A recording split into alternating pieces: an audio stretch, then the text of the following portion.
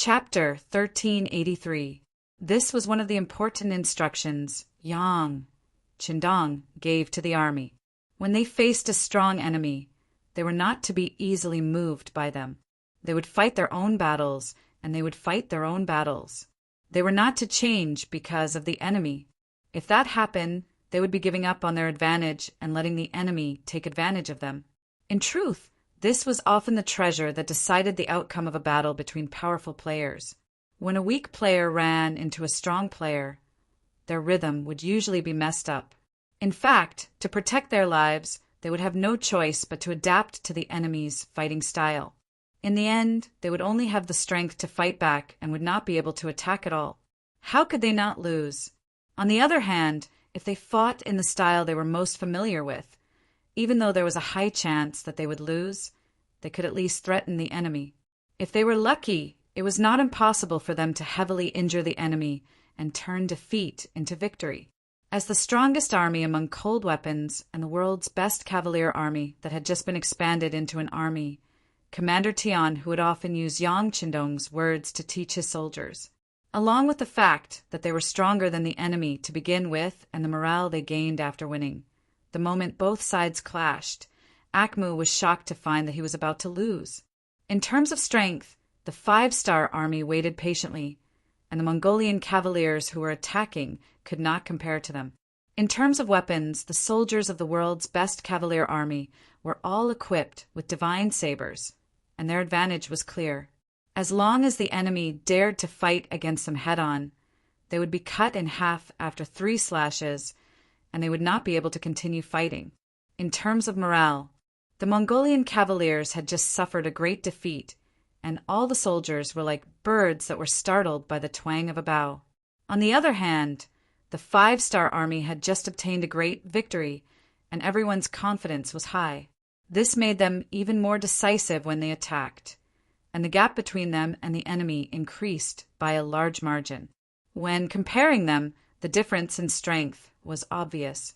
It could be said that before the battle even started, the victor had already been decided. A tiger had entered a pack of wolves, and it was not just one tiger, but a tiger that had more people than a pack of wolves. The pressure it brought to the Mongolian cavaliers could be easily seen. After fighting for around 15 minutes, Akmu was shocked to find that he could not even use half of the strength he had before. The number of casualties continued to increase, especially as the number of times they clashed increased. Many of the sabers in the Mongolian cavaliers' hands were cut in half, and they were at a disadvantage in terms of weapons. The speed at which they lost became even faster. Protect the general and open up a bloody path. Around a dozen of his remaining personal guards protected Akim. When they saw that the Mongolian cavaliers were about to leave, these personal guards shouted in unison and gathered together to charge out of the corner surrounded by the 5-star army. "Let me do it!" A war horse suddenly rushed out from Yang Qindong's side. Needless to say, that tall figure and the deafening voice belonged to none other than Beta Persei. Speaking of which, Beta Persei also had the courage of 1,000 men. He had been by Yang Qindong's side for many years and could receive pointers at any time. When it came to individual combat power, even in the 5-star army, there were few who could match him.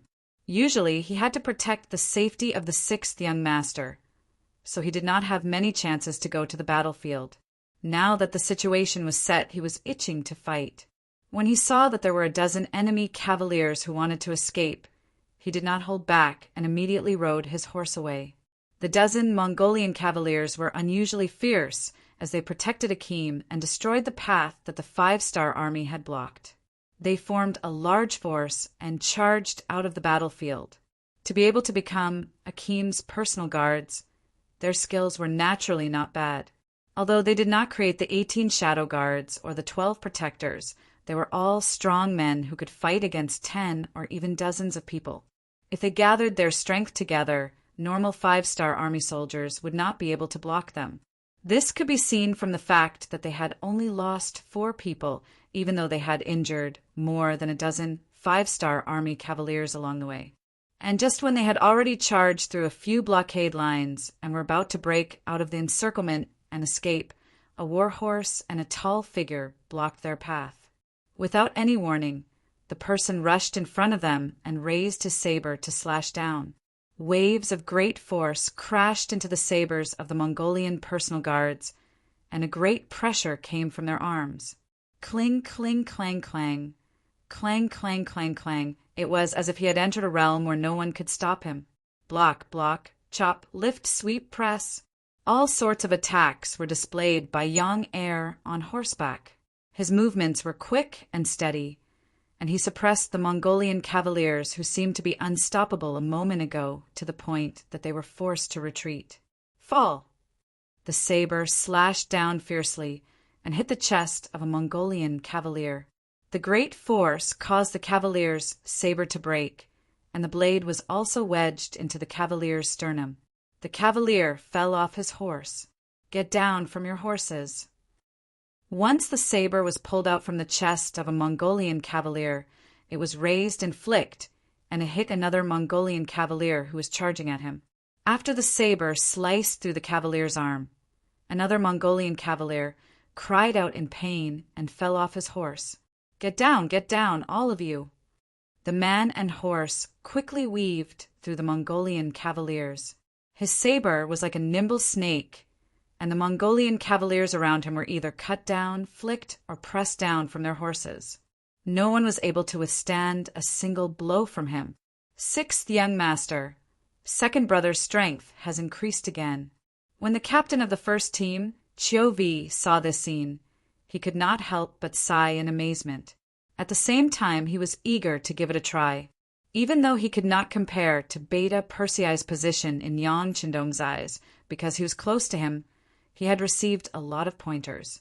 He really wanted to go up and see how strong he was. Beta Persei is a person who is willing to work hard.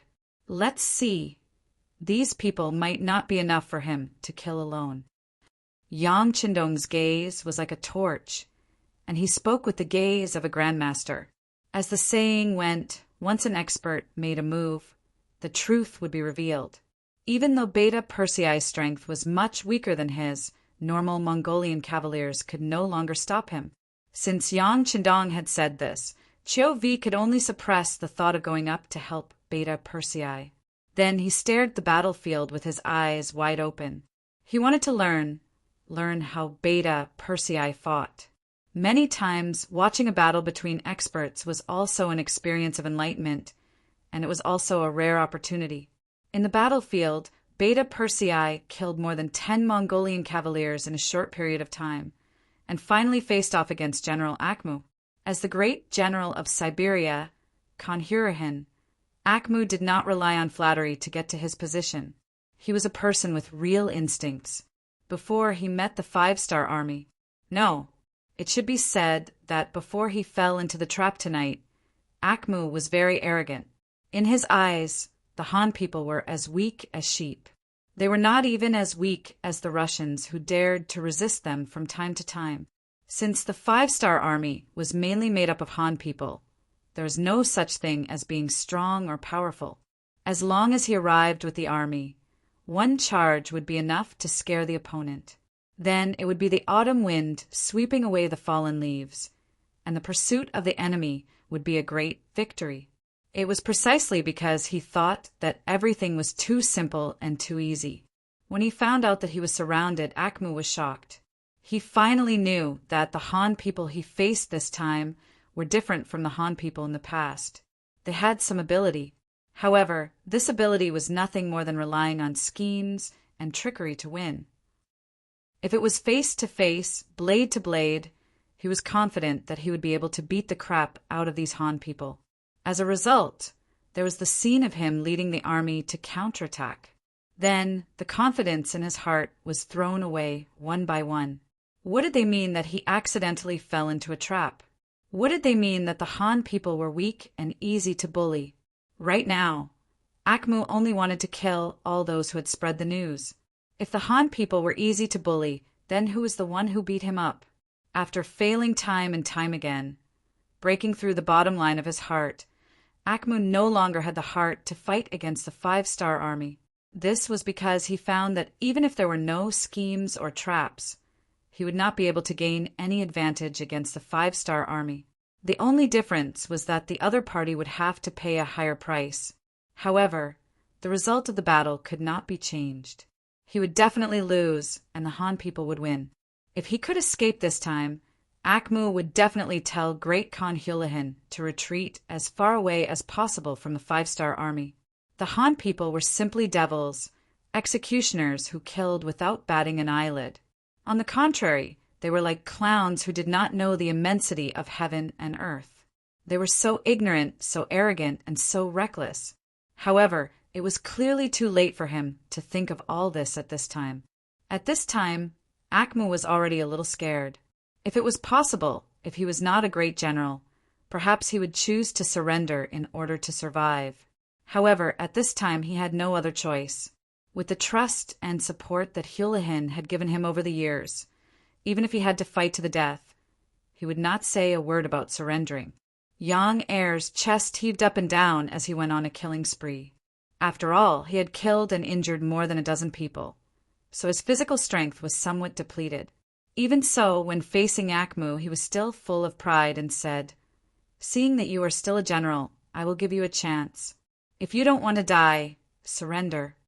Different from the cloth armor that the other Mongolian cavalry wore, Akmu wore metal armor. Moreover, it was not the half-metal armor that normal soldiers wore. Instead, it was a full metal armor that protected his body. Just based on this, his identity should not be simple. Beta Persei wanted to capture this person alive. It would be a great achievement. Looking at Beta Persei, Akmu quickly shook his head. "You are very strong, but this general will never surrender. My soul has long returned to Tingri. Even if you kill me now, it will not be long before I will be a hero again." "Tingri my ass," Beta Persei muttered. He had long known from Yang Chindong that the so-called Tingri was like the god that the Han people talked about. It was a kind of belief and a kind of spiritual support. It did not exist at all. Of course, he also knew that many Mongolians respected Tingri. If anyone said anything bad about them, they would immediately become the public enemy. He would not do such a stupid thing. Chapter 1384. Beta Persei's eyes became brighter as he cursed Akmu's ignorance in his heart. "Since he won't surrender, then I'll just kill him. I hope he's not too weak, so I can fight to my heart's content." Slowly raising his sword and arm, Beta Persei assumed a posture of a life and death battle. Similarly, Akmu also raised his saber and raised it high up in the air. When their eyes met, the word "kill" came out of their mouths almost at the same time. Then the war horses under both sides let out a neigh, and the two men quickly approached each other. One was the great general of the Siberian Mongol cavalry. He held a high position, was unusually brave, and had experienced hundreds of battles. The other was the leader of the five-star army. He was a close subordinate of Yang Xie's leader, Yang Chindong. He had extraordinary strength, and the power of his sword was mighty. The so-called strongest of the strongest referred to them. In the process of rushing, when the war horses crossed, the two sabers quickly collided and separated in an instant. In the first round, they were evenly matched, and it looked like they were evenly matched. After galloping for a distance, the two men turned their horses around and stared at each other. After the exchange, the two men didn't seem any different from before, but if one looked carefully, they could still see the differences. For example, Beta Persei's indifferent face, the tension in Akmu's eyes, and his slightly trembling right arm. With the advantage of the weapon, Young Heir, who was holding the heavenly saber, could release all of his strength to the maximum when fighting. He didn't have to worry about the weapon breaking down. In contrast, Akmu couldn't do the same. After seeing the scene of many soldiers' weapons being broken, he was afraid of the five-star army sabers. This made him not dare to use all his strength in the fight because he wasn't sure if the saber in his hand was strong enough to break in two. The fear in his heart and the inability to use all his strength weakened his momentum and confidence by at least 30%. In a battle between experts, a small mistake could be fatal. Who would dare to not use their full strength? It could be said that with the advantage of the toughness of the weapon, Beta Persei had already gained the upper hand before the battle even began. The tremendous force behind the blow had already caused Akma's arm to feel sore and numb, showing signs of defeat. Ha ha ha, you and I had a fair fight. How delightful! Again. Beta Persei laughed heartily as he felt the exhilaration of releasing his power. After a loud shout, he urged his horse forward. Fair my ass! Akmu cursed in his heart. Due to the disadvantage of his weapon, he didn't dare to use his full strength. Naturally, he couldn't display his full strength. Now that he saw Beta Persei rushing over again, he had no choice but to bite the bullet and charge forward. Ding ding dang dang dang. After another clash, Beta Persei laughed again and launched another charge, forcing Akmu to passively attack again and again. In just a short while, the two sides had clashed for at least 10 rounds. Finally, the saber in Akmu's hand broke into two. Although the quality of the weapon in his hand was extraordinary as a supreme general, there was still a huge gap between his weapon and Yang Xie's more mature forging skills. It was already very difficult for him to hold on until now. Not only that, because he didn't dare to use his full strength, Akmu had been enduring the tremendous force from Beta Persei on his wrist. At this time his right arm had become red and swollen, and it was difficult for him to even lift the saber. Hey, why did your saber break by itself? Are you afraid of your grandfather? Well, if that's the case, why don't you surrender? You seem to have some ability. If you surrender, your grandfather will spare your life. How about it? Beta Persei seemed to have just noticed the other party's broken saber and said jokingly. Akmu's face was flushed red. He was furious and infuriated. After so many years of fighting, this was the first time he heard that a saber could be afraid of people. Knowing that Beta Persei was humiliating him, Akmu glared at him and said, If you want to fight, then fight. You're a vile person with a sharp tongue. Humph, you're courting death. Seeing that Akmu still had no intention of surrendering, Beta Persei was also enraged. After a roar, he urged his horse to charge again. This time he wouldn't hold back and vowed to cut down his opponent. Beta Persei wasn't worried about whether or not he could kill Akmu. Since the young master didn't say anything to stop him, it wouldn't be a problem to kill this person. Since that was the case, he didn't have any worries and just focused on fighting with all his might. Akmu held half of the saber in his hand and his expression was ugly, but he didn't have the slightest intention of surrendering. A general had died in 100 battles. Since he had won the war, he had to be prepared to die. He only hated himself for being careless this time. Not only did he not have long to live, but he also implicated nearly 10,000 soldiers to die here. In the end, he still failed to live up to the Khan's trust. Akmu, who already had the intention to die, didn't have any more worries. The worst outcome was nothing more than death. How could a person who wasn't even afraid of death be afraid of Beta Persei's saber? Akmu, who was holding half of the saber in his hand, charged forward without any intention of dodging. He launched the last attack of his life. Beta Persei finally felt that something was wrong. As the distance between the two sides got closer and closer, the other party didn't have the slightest intention of dodging. There was only an indomitable momentum and an attitude of mutual destruction. Beta Persei, who didn't want to die with Akmu, had no choice but to change the direction of his saber midway. The saber also changed from a slash to a sweep and fiercely slapped Akmu's body. The powerful saber slapped Akmu's chest, and he immediately spat out a mouthful of blood. Even a tree branch could exert a great amount of power, let alone a saber. Blood gushed out of Akmu's mouth as he was struck. Akmu forcefully gathered his strength and swept his saber across Yang Second's black armor, leaving a mark on it. But it was only a shallow mark. The attack range of the broken saber was limited, which allowed Beta Persei to escape. After noticing the saber mark on the armor, Beta Persei first took a deep breath. He didn't dare to imagine what the result would be if the other party didn't use a broken saber, but a whole saber. In other words, he was almost injured by the other party. If he wanted to kill his own people, he had to kill them first. Beta Persei would not allow a defeated general to threaten him. After shouting angrily, he raised his saber and slashed back. This slash used almost 90% of his strength. Akmu, who had just swung his saber and used up all his strength, had a regretful expression on his face.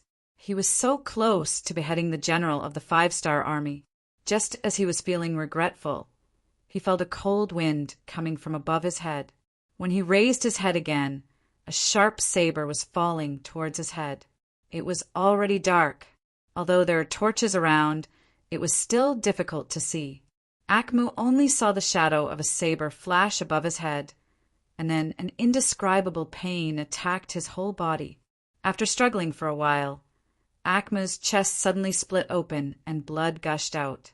Then he lowered his head and saw that his body had been split in half. Akmu's nose twitched as he could no longer breathe in oxygen. His body trembled a few times before he fell off the horse and onto the ground, forever losing his consciousness and senses. Who? Beta Persei, who had killed Akmu, let out a long sigh.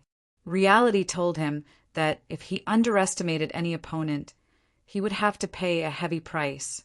If it wasn't for the fact that the other party was holding a broken blade, the one who would be lying on the ground right now would be him. With Akmu killed, the other Mongol soldiers who were lucky enough to survive were either killed or surrendered. Before the sun rose, the battle had already ended. Of the 8,000 Mongol cavalry that charged into the ambush, not a single one managed to escape. The battle on the main battlefield had already ended. Outside the Amuga River, the battle was still ongoing. When the 2,000 Mongol cavalry saw that the main force of the army had fallen into the 5-star army's trap, they turned around and fled. The previous scene had already told them that tonight's ambush had failed. It was not difficult for the 8,000 Mongol cavalry to not be able to escape. Since they had already lost, it was impossible for them to turn the situation around with just 2,000 people. Rather than continuing to die, they might as well escape and report this matter to the Khan. The 2,000 Mongol cavalry retreated. However, before they could run 5 miles, Nanlidi brought a Huchi who had come to report and a group of cavalry to welcome them. While they were still far away, Nanlidi's voice rang out first. "Are the people in front our brothers? We are here to support you." Before the battle had even started, a Huchi had been released by Akmu so that he could find Nanlidi and ask him to send troops together. He had purposely notified them a little later so that Akmu would not steal the credit from him. However, what he did not expect was that what awaited him was not credit, but death. Of course, even if Akmu had notified Nanlidi in advance, he would have found all sorts of reasons to delay. The one in control of the army was not him, but Ba Daojiang and the 1st Division Commander Teimu.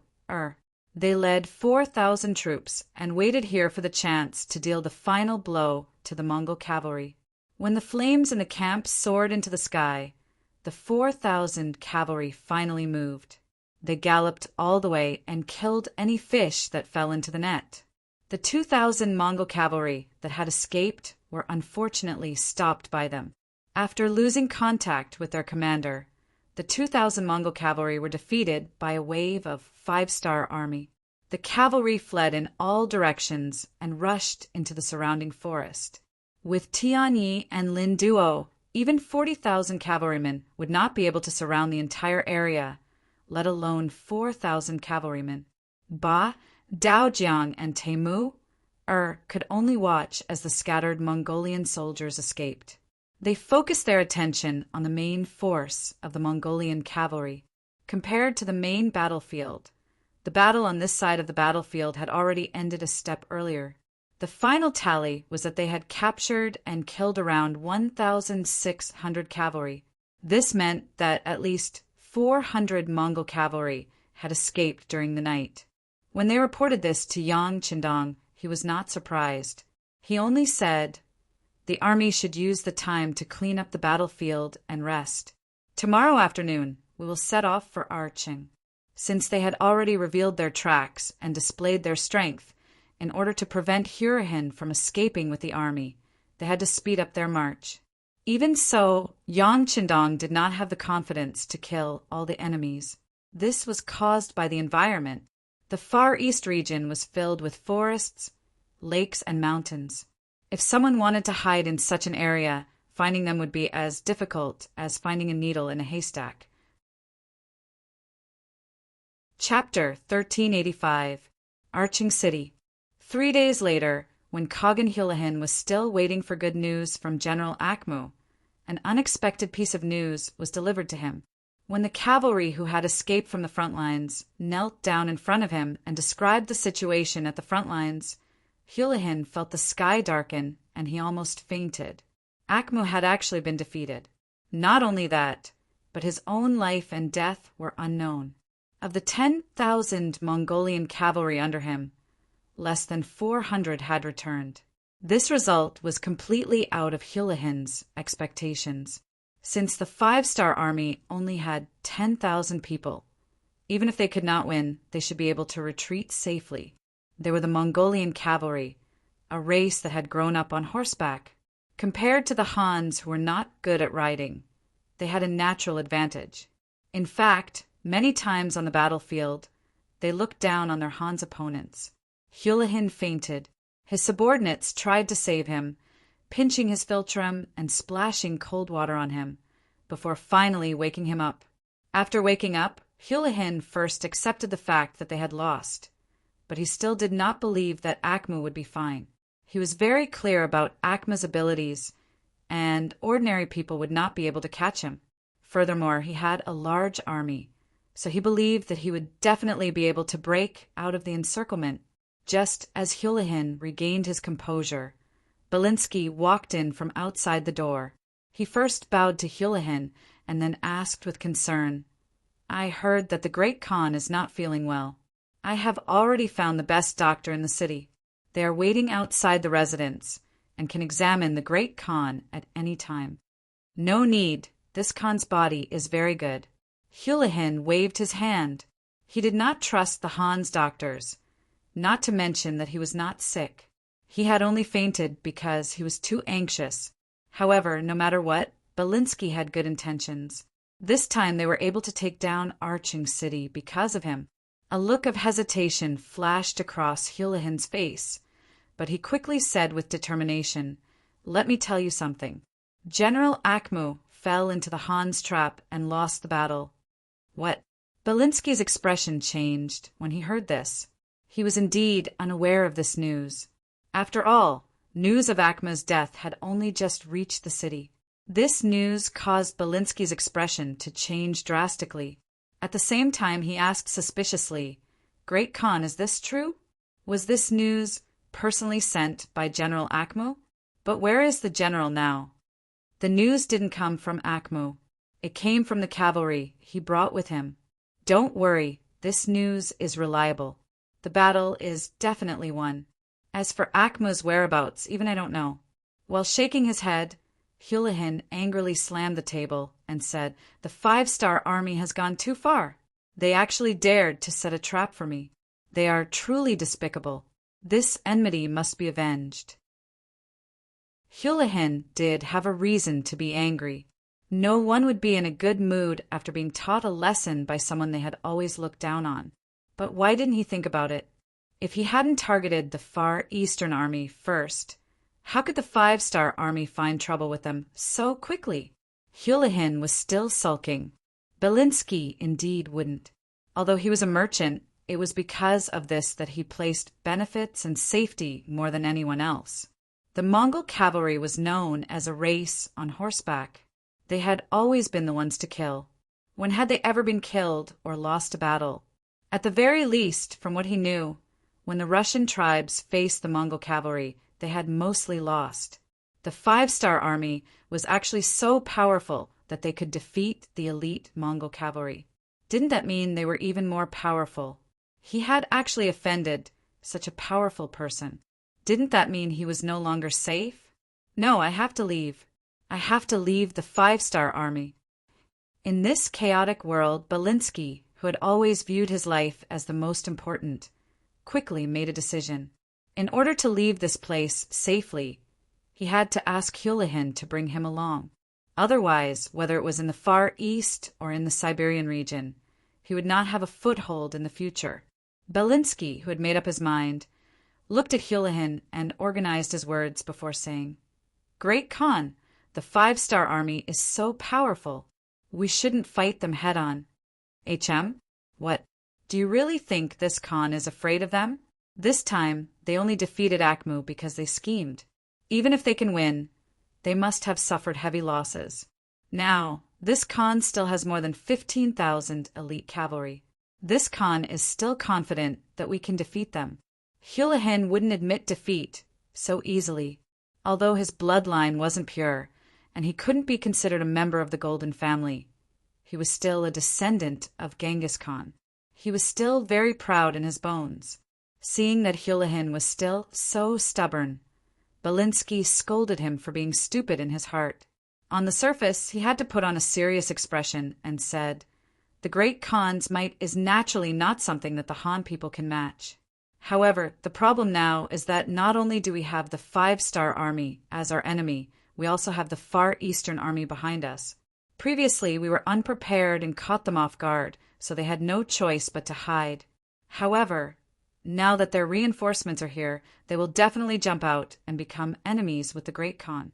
When that time comes, the Great Khan won't have any advantage in terms of military strength. Even if we can win in the end, the Great Khan's strength will also be heavily injured. In that case, if other forces enter this place, what will we use to defend against them?" This. Houlihan wanted to say that as long as he was here, they wouldn't be defeated by the 5-star army. However, after considering that if they really won an Pyrrhic victory, once their strength was severely damaged, it was inevitable that there would be despicable people who would target them. There were no laws here, nor was there any so-called justice. Everything was based on the law of the jungle, where the strong preyed on the weak. If they didn't have enough strength, then they deserved to be bullied. Houlihan wouldn't watch his strength be damaged and be looked down upon by others. If that was the case, what was the use of occupying Archon? Thinking of this, his thoughts of fighting to the death with the 5-star army couldn't help but waver. Seeing that Houlihan didn't say anything, Belinsky knew that his suggestion was effective. He immediately followed up, "Great Khan, the Han people have a saying, where there is life, there is hope. As long as the Great Khan is still here, this one is still here. If you and I work together, I will provide the money and you will provide the manpower." The Han people also have a saying, "It's never too late for a gentleman to take revenge." Today, the 5-star army made us suffer. Let's remember this first. We will get our revenge sooner or later. As Belinsky consoled him, he also repeated his own importance. In the end, he was telling Houlihan that he was very important and that he had to bring him along when he left. Houlihan, who didn't think too much, didn't know what Belinsky was thinking. He was only considering whether Belinsky's words were correct. Just like how Belinsky valued his own life, Belinsky naturally didn't want to die. Not only that, he also valued his own strength. Since he was young, he had seen too many unfair things. He also respected the truth, which was that the one with the biggest fist was the absolute truth. As long as you had enough strength, you could set the rules. On the other hand, if you were weak, even if what you said was correct, no one would listen to you. He thought about how he wasn't the only armed force in Siberia, and he wasn't even the only Great Khan. If his strength was weakened too much, he was afraid that he wouldn't even have a place to stay when he returned this time. Since he wasn't confident that he could win, and there wouldn't be enough benefits even if he won, why would he fight this battle? Instead of taking the risk, it was better to retreat first. Just like what Belinsky said, he should preserve his strength first. Revenge could wait until he was stronger, right? Okay. After thinking it through, Houlihan slapped his thigh and said, "You're right, we don't have to fight to the death with the 5-star army. Since that's the case, why don't we retreat first?" How about this? This Khan will immediately order the army to prepare to leave. When the time comes, we won't leave anything behind for the 5-star army. This Khan wants to leave them a mess and give them a headache. Belinsky heaved a sigh of relief when Houlihan finally thought it through. However, when he heard that Houlihan wanted to openly retreat, he stopped him and said, "Great Khan, you can't do that. If we leave now, we will definitely leak the news. What if the 5-star army and the Far Eastern army join forces and chase after us? What do you think we should do?" Arhan didn't think about this problem and was a bit stunned when he was asked this. If we leave, then we leave. In the past, when we retreated from a place, it was always like this. With a big order, the army would move out and grab everything that they could see and use. Why did they have to do something so complicated this time? Arhan was confused, so Belinsky knew that he had to explain some things to him. "Great Khan, the current situation is like this. We just lost to the 5-star army. Once the news leaks out, the morale of the army will definitely fall. If the hidden Far Eastern army also knows about this, they will take advantage of the situation and come out. What can we do? If they join forces with the 5-star army and attack us from two sides, even if we can leave, we will have to pay a price. Even if we leave, we can only leave quietly. Before we leave, we can also remove some unstable factors in the army." Unstable factors? Houlihan didn't understand what the other party was talking about. Chapter 1386. Belinsky sighed in his heart. This Houlihan might be good at fighting and killing, but when it came to scheming and plotting, he was a far cry from that. It was probably because there was no one else in the Mongolian army that he was able to get the position. "Great Khan, Tang Sheng is a surrendered general, but he has not truly joined us. Before, it was only because we captured his tribesmen and forced him to join us. Now that he's with his clansmen, no one knows if he'll really listen to us. People like him are unstable elements in the army. Since that's the case, why don't we leave him here and let him lead the troops to deal with the Far Eastern army? Isn't that killing two birds with one stone? After he leaves, our army will leave the city. At that time, it will be the Han people's problem. If they want to kill each other, we can just kill them. There will be no losses for us. What do you think, Great Khan?" After finally speaking his thoughts, Belinsky looked into Houlihan's eyes with anticipation. HM? That makes sense." Houlihan took a while to digest these words, then nodded his head heavily. He was a selfish person and would not easily trust others. In his eyes, the remaining 15,000 Mongol cavalry were the most loyal. Even Belinsky could be abandoned at any time, let alone Tang Sheng. If it was not for the fact that Tang Sheng still held the authority of the 2nd Cavalry Division, he would not even look at him. Now that he could leave safely by abandoning Tang Sheng, it was definitely worth it. He nodded and said, "That's fine. I'll leave this matter to you. The sooner, the better." "Yes." Belinsky nodded heavily. Although he was not willing to do such a thing, if he left it to Houlihan, it could easily cause problems. For his own safety and the safety of his assets, he had to do it personally. After leaving the Great Khan's residence, Belinsky went straight to Tang Sheng's residence. Ever since his clansmen had been found and sent to All City, Tang Sheng had arranged for them to stay in his courtyard. Along with some of his personal guards, although the courtyard was not big, there were quite a few people. There were close to 500 people. When Belinsky arrived, he felt that it was very lively. When Belinsky arrived, Tang Sheng, who had received the news, immediately came to welcome him. The two of them went to the study and asked everyone to leave. When Tang Sheng saw Belinsky's cautious expression, he had a bad feeling. Until the other party spoke, he knew that his premonition was not wrong. "General Tang, a great disaster is about to befall you," Belinsky said with a long sigh, as if he was very concerned about Tang Sheng. "Why?" Tang Sheng was so shocked that he stood up from his chair with a look of horror on his face. Ever since he rebelled against the Far Eastern Army, Tang Sheng hadn't had a good night's sleep. As a traitor, especially before his old master was killed, he needed to be on guard against revenge and all kinds of methods that could be used against him. Especially in the past few days, the entire All City had been in chaos. The people living here, whether it was their personal safety or their property, were greatly threatened. Facing the Mongol cavalry, who only knew how to plunder and didn't know how to manage and produce, the people were already complaining and dissatisfied. Sometimes, even he would feel angry when he saw the Mongol cavalry's actions. They were simply a group of bandits who didn't talk reason and only did things based on their emotions. They didn't care about the people's feelings at all.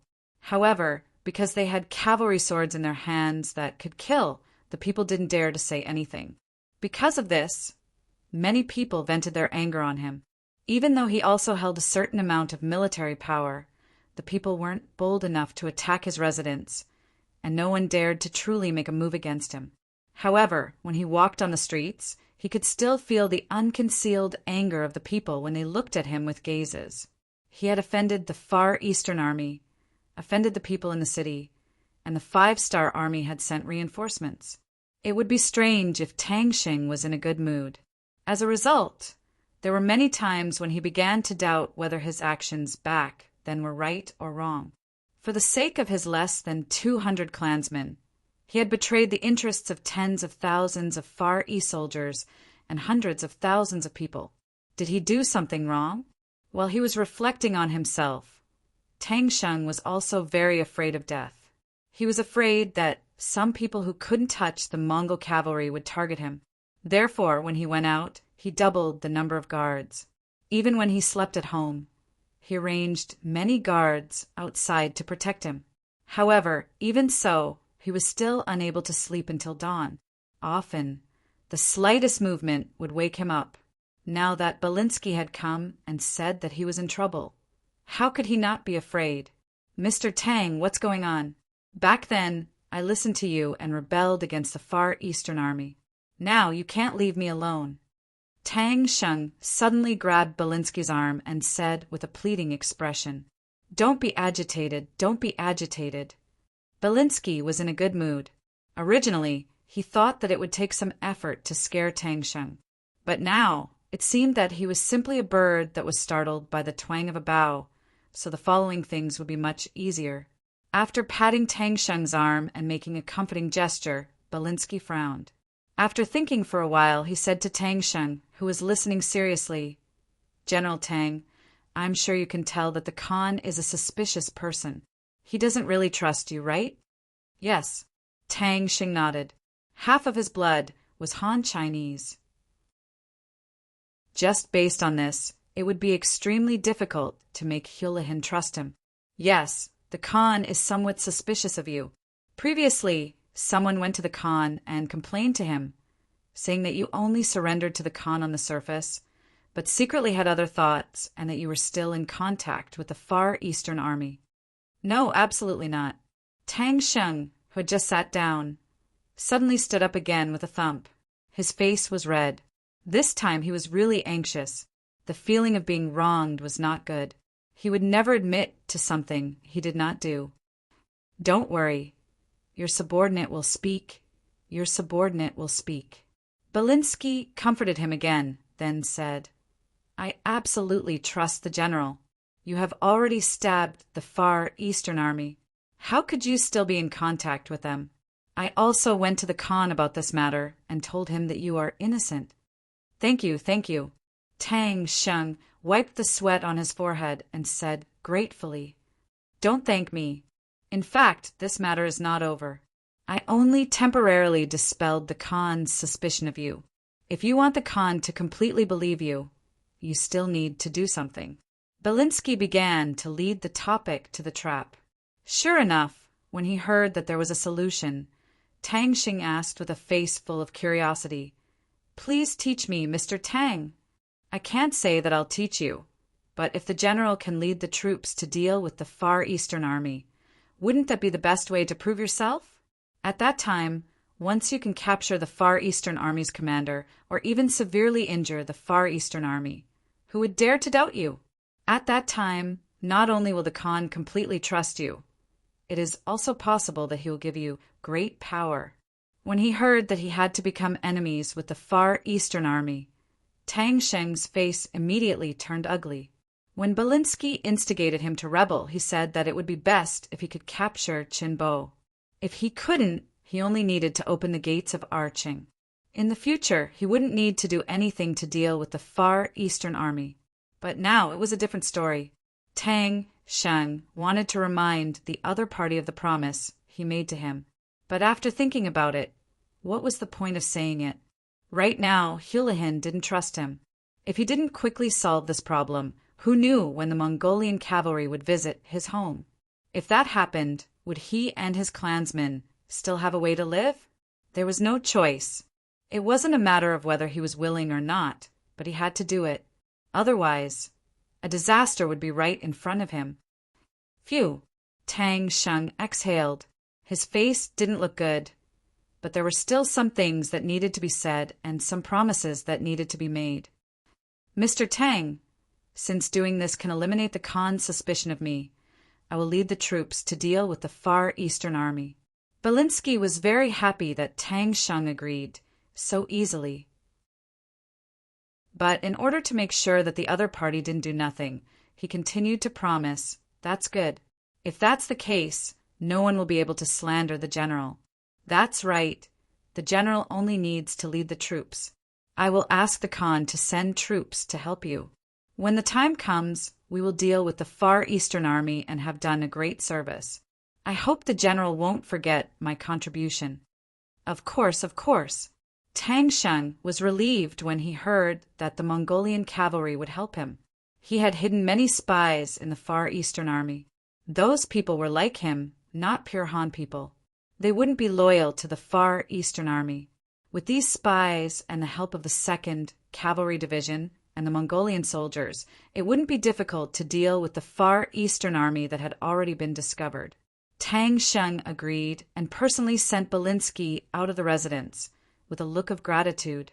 At the same time, he promised that he would gather the troops now and leave the city tomorrow morning to find the Far Eastern Army. Good news would come soon.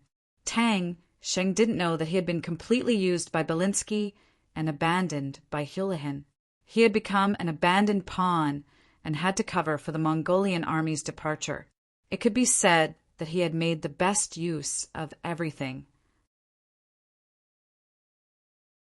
Chapter 1387. Belinsky happily went to see Hulahan. First, he explained Tang Sheng's attitude. Then he suggested that the moment Tang Sheng left the city the next day, they would seal the city and loot the entire city. They would take everything that could be used or taken away and quickly leave this place. They would return to Siberia to recuperate and prepare for the next battle. Hulahan happily accepted Belinsky's suggestion. However, at the same time, he was also alarmed. This merchant was too cunning, so much so that he had to be wary. He even wondered if he could kill this merchant if he had the chance. When the time came, he would be able to obtain the merchant's wealth and avoid a huge danger. Wouldn't that be the best of both worlds? Unfortunately, Belinsky did not know this. He was still fantasizing about how he could expand his caravan in Siberia with Hulahan's support. He even thought that without Akhmu, Hulahan would be in urgent need of talents. He should have the ability to take over this position. This was the difference between a merchant and a ruthless person. Merchants thought more about benefits and how to make use of each other in a win-win situation. Ruthless people were different. They mostly did things based on their hearts. Once they realized that there was danger, they would kill without any reason. As for the consequences, that was something to be discussed in the future.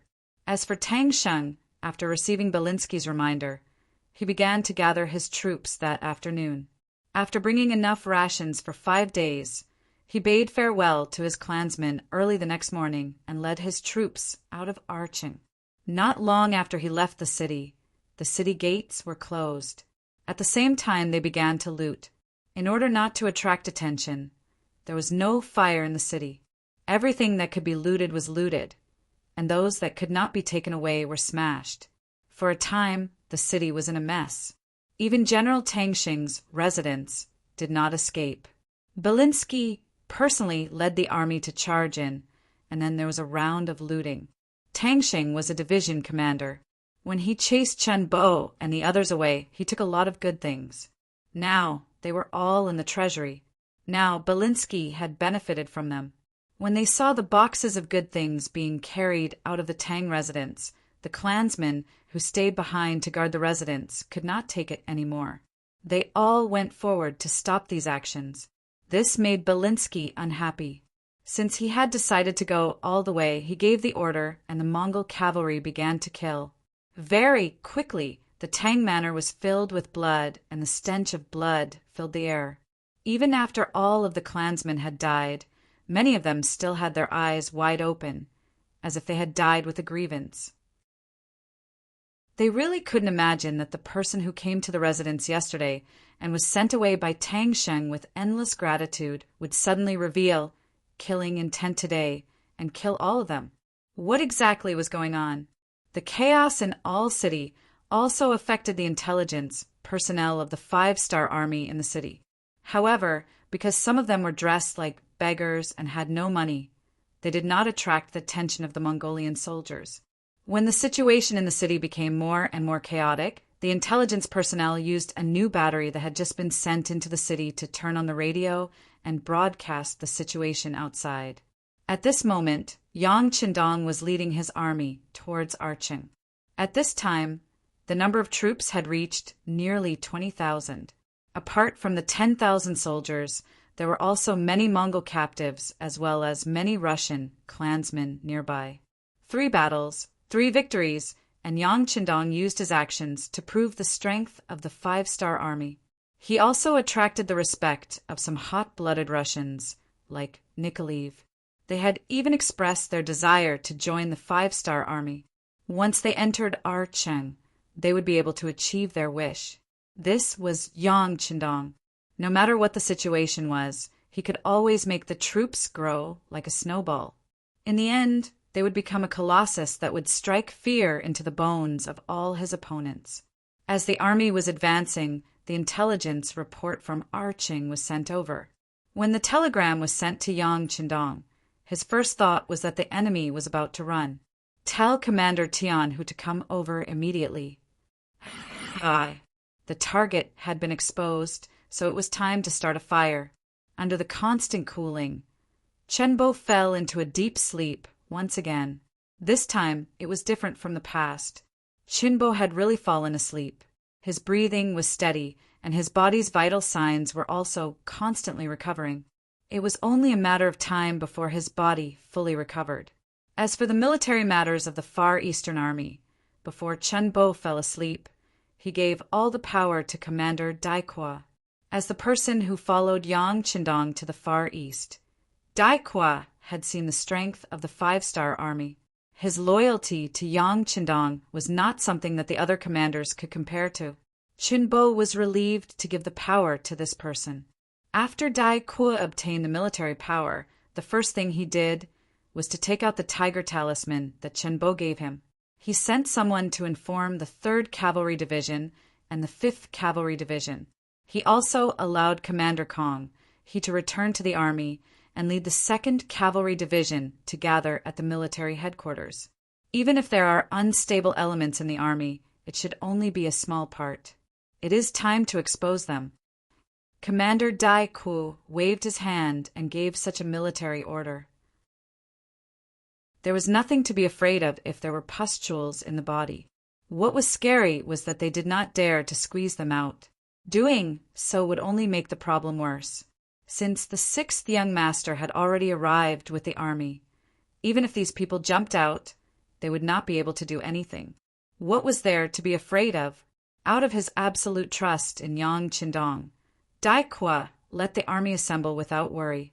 He wanted to see who would jump out and who would court death. At the same time, he also sent a report to Yang Qindong, informing him that the Far Eastern Army was not very stable and asking for reinforcements. Yang Qindong had thought a lot about the problem of the Far Eastern Army on the way here, considering that he was entering alone. In order to expand the army, the political review of the source of soldiers was not so strict. As a result, there were all kinds of people mixed in. This was something he could understand. But understanding was not giving in. They ate his food and took his salary, but they wanted to rebel against his master. If he did not punish them well, where would the justice be? He handed over the task of getting rid of the traitors to Beta Persei and allocated 1,000 men from the 2nd Battalion of the Black Cavalry and 2,000 men from the 1st Cavalry Army. He wanted to deal with the unstable elements in the army with a thunderous force. Since he came to the Far East, a fortress like the first city would definitely be built here.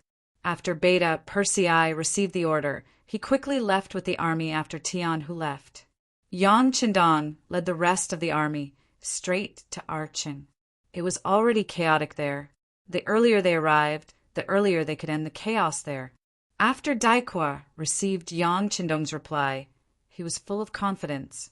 The stage had been set up, and the next step was to see how those people with bad intentions would act. Tang Sheng brought more than 8,000 men from the Far Eastern Army's 4th Cavalry Division to the military forest, where Chen Bo was. What made people speechless was that this army was still wearing the military uniform of the 5-star army. This was also a helpless move. Although they surrendered to the Mongolian army with their division commander, the other party was too poor. They were so poor that they did not have any uniform at all. They had no choice but to gather here wearing the old military uniform. Wearing the military uniform of the 5-star army, they were now going to fight the 5-star army. The sarcasm was very obvious. The direct experience was that the morale of the soldiers of the 4th Cavalry Division was very low. Most of the soldiers' faces flashed with confusion. Not everyone was as ungrateful as Tang Sheng. These soldiers were all from poor families, and many of them were Russian men who had been bullied by the Mongolian cavalry. It was Chen Bo who had built Al City after arriving in the Far Eastern region. He gave them food to eat so that they would not starve to death and did not have to worry about their safety. Although Chen Bo didn't bring the families of these soldiers to Al City for the sake of the overall stability of the situation, causing them to have a lot of worries in the future. However, their monthly wages were not little, and they were never late. With this money, they could buy some things in the city to support their own tribes. This was already something that made them feel very proud. Many warriors were still thinking that when the boys in their tribes grew up to be men, they would bring them to All City to join the army, so that they could better support their tribes. However, they did not expect Tang Sheng to betray them. When they received the news, many of the soldiers could not understand, and no one was willing to rebel with him. However, it was at this time that Tang Sheng stood up, saying that once they and the Mongolian army took over Al City, they could bring their tribes into the city and live a good life together. It was because of this that the soldiers were appeased, and they had no choice but to stand together with their enemies, the Mongolian cavalry. Tang Sheng had indeed kept his promise. After successfully chasing Chen Bo out of Al City, he agreed to let the soldiers bring their tribes into the city. However, what no one expected was that the current Arching was no longer the Arching of the past. The city had long since fallen under the control of the Mongol army. The series of measures that General Chen Bo had set for the citizens had all disappeared, and no one followed them. There were many smashing, killing, robbing, and pillaging within the city, and sometimes it was even more chaotic than outside. Under such circumstances, who would bring their own tribes into the city? Wouldn't that be like sending sheep into a tiger's den? It was also at this time that Tang Sheng stood up again, saying that the chaos would end soon. As long as the Mongols weren't stupid, Al City would return to peace. Everyone just needed to wait patiently, and Al City would become a true refuge for everyone. In order for this day to come sooner, they needed to eliminate the Far East Army first. They had to get rid of this big problem first. It was under such circumstances that the 4th Cavalry Division left Al City, following Tang Sheng to 50 miles north of the city. They acted as if they were going to attack the Far Eastern Army headquarters. Tang Sheng, who had just arrived, met up with the Mongol commander, Yu, and learned that the Far East Army, which had been hidden for many days, was gathering here. Yu welcomed Tang Sheng's arrival very much. There were only 2,000 Mongolian cavalry here. Although they felt that their fighting strength was not bad, the Far Eastern Army was said to have tens of thousands of soldiers. In terms of numbers, the difference was still too great. Chapter 1388. Tang Sheng's arrival was not just a matter of increasing the number of soldiers by nearly 10,000. This person was once a division commander of the Far East Army and had many old friends in the army. If this matter was handled well, turning an enemy into a friend, how much help would he gain? General Tang, we will launch the attack tomorrow. When the time comes, both sides will be at the foot of the mountain. I hope that the general can use his glib tongue to gain merit before the battle. At that time, I will truthfully report everything I see to the Khan. Ulu said with a fake smile on his face. He was reminding and also warning Tang Sheng that tomorrow's battle was very important and that he must do his best. Your praise will also be known to the Khan. You must not miss such an opportunity to gain merit. Yes, this general understands. Tang Sheng cupped his fists and said with a very humble attitude, although the other party was not as good as him in terms of numbers, the other party was a Mongolian general. In comparison, he was far inferior. He had no choice but to flatter the other party.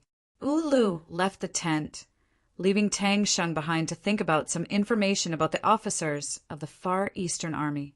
If he wanted to persuade those people before the battle, he had to do some homework in advance. This battle would also determine his position in Hulahin's heart. He did not dare to be careless in the slightest. Of course, if he knew that Hulahin had already abandoned him and fled, and that his mansion in All City had long been robbed by the people he trusted, Belinsky, and the people he regarded as his life had also been killed, he probably would not have such thoughts now. At the same time, in the headquarters of the Far Eastern Army in the mountains, Daikwa also contacted Beta Persei's reinforcements who had arrived at the periphery. When he knew that Beta Persei was already outside the mountains with 4,000 cavalry and could appear at any time, Daikwa's heart was greatly relieved. He also began to look forward to the arrival of dawn. He wanted to see how many disloyal people there were in the army. He could take advantage of this opportunity to take them all down. The night would eventually pass. On the morning of the second day, both armies began to gather outside their respective tents as if they had discussed it beforehand. Both sides had their own thoughts, but with the same goal. They did not fight to the death right from the start. Instead, they arranged themselves in a formation, looking like they wanted to use their power to suppress the other party. The Mongolian army had over 10,000 cavalry. Adding the 3 divisions of the Far Eastern Army and 20,000 cavalry, they had over 30,000 cavalry. Fortunately, the open space under the mountain forest was not small. But even so, from afar, all kinds of flags fluttered high up in the sky and stood in all directions, giving off a boundless and endless feeling. It took nearly 4 hours, starting from dawn until the sun was high in the sky. Finally, the armies of both sides were in formation. Then it was time for the commanders of each side to take the stage. As for the 5-star army, Chinbo was still recovering, so he did not appear. The one who replaced him was Daikwa. This was enough to show his authority from the fact that Chinbo's guard captain, Xia Qian, appeared beside him. Other than Daikwa, the 2nd Division's commander, Kong He, the 3rd Division's commander, Shi Xiaolin, and the 5th Division's commander, Wu Ba, all appeared with their respective cavalry. But what was interesting was that these 3 divisions were not gathered together. They maintained a certain distance between each division, giving off a sense of vigilance. In comparison, the Mongol army only had Tang Sheng, Ulu, and a few other generals at the front, and their numbers were much lesser. But the advantage was that they seemed to be united. More importantly, Tang Sheng was going to recruit them. This was the most important thing. This was because if this matter was done well, the military strength and morale of both sides would decrease, while the other side would increase. It was even possible for there to be a reversal. After both sides were in formation, Tang Xing rode out under General Ulu's signal. In the sudden silence of both camps, this action was too eye-catching no matter how one looked at it. As Tang Xing leaped out of the formation, all kinds of discussions began to spread uncontrollably below. There were very few generals in the Far Eastern Army who did not recognize this 4th Division's commander. Especially this time, the Far Eastern Army had lost All City, and it was all because of this person. This time, it was difficult to not recognize him. He was just a traitor. No one knew what he wanted to do. Could it be that he wanted to repent after seeing the strength of the Far Eastern Army? A few Far Eastern Army soldiers who did not know the truth thought like this. Only some officers who had other thoughts revealed an indescribable expression in their eyes. It was unknown whether they were happy, hesitant, or hesitant. Before Tang Xing spoke, they probably hadn't made a final decision. "Commander Dai, the traitor Tang Xing has come out. Please allow this general to kill him." The head of the guard, Xia Qian, glared at Tang Xing and clenched his fists when he saw him gallop out. His eyes were filled with hatred as he spoke. "No rush, no rush. Let's wait and see." On the other hand, Dai Ku was not anxious at all. On the contrary, he was looking forward to the other party's performance. He wanted to see how many loyal generals and villains there were in the Far Eastern Army now. Dai Ku had no intention of stopping him. Even if the other officers wanted to charge and kill the enemy, they had no choice but to suppress their anger. They wanted to see what this Tang Xing had to say. In the eyes of these brave people, if you did something wrong, you should be punished. Even if Tang Xing said something, they would not easily forgive him. Under the watchful eyes of the crowd, Tang Xing first swept his gaze over the Far Eastern Army. After recognizing many of his colleagues, he finally opened his mouth slowly. "Everyone, I don't think I need to introduce myself. Everyone knows me. Hee. Yes, I am the traitor in the eyes of some of you." Just like that, Tang Xing's actions caused another round of discussion to erupt from the two great formations. Everyone was discussing. They had never seen such a shameless person. He actually admitted that he was a traitor.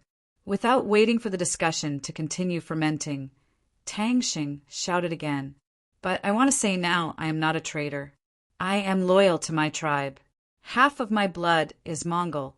The reason why I led the Mongol army into Arching was to protect my tribe and continue to reproduce." What's wrong with that? Tang Xing was almost shouting when he asked, "What's wrong?"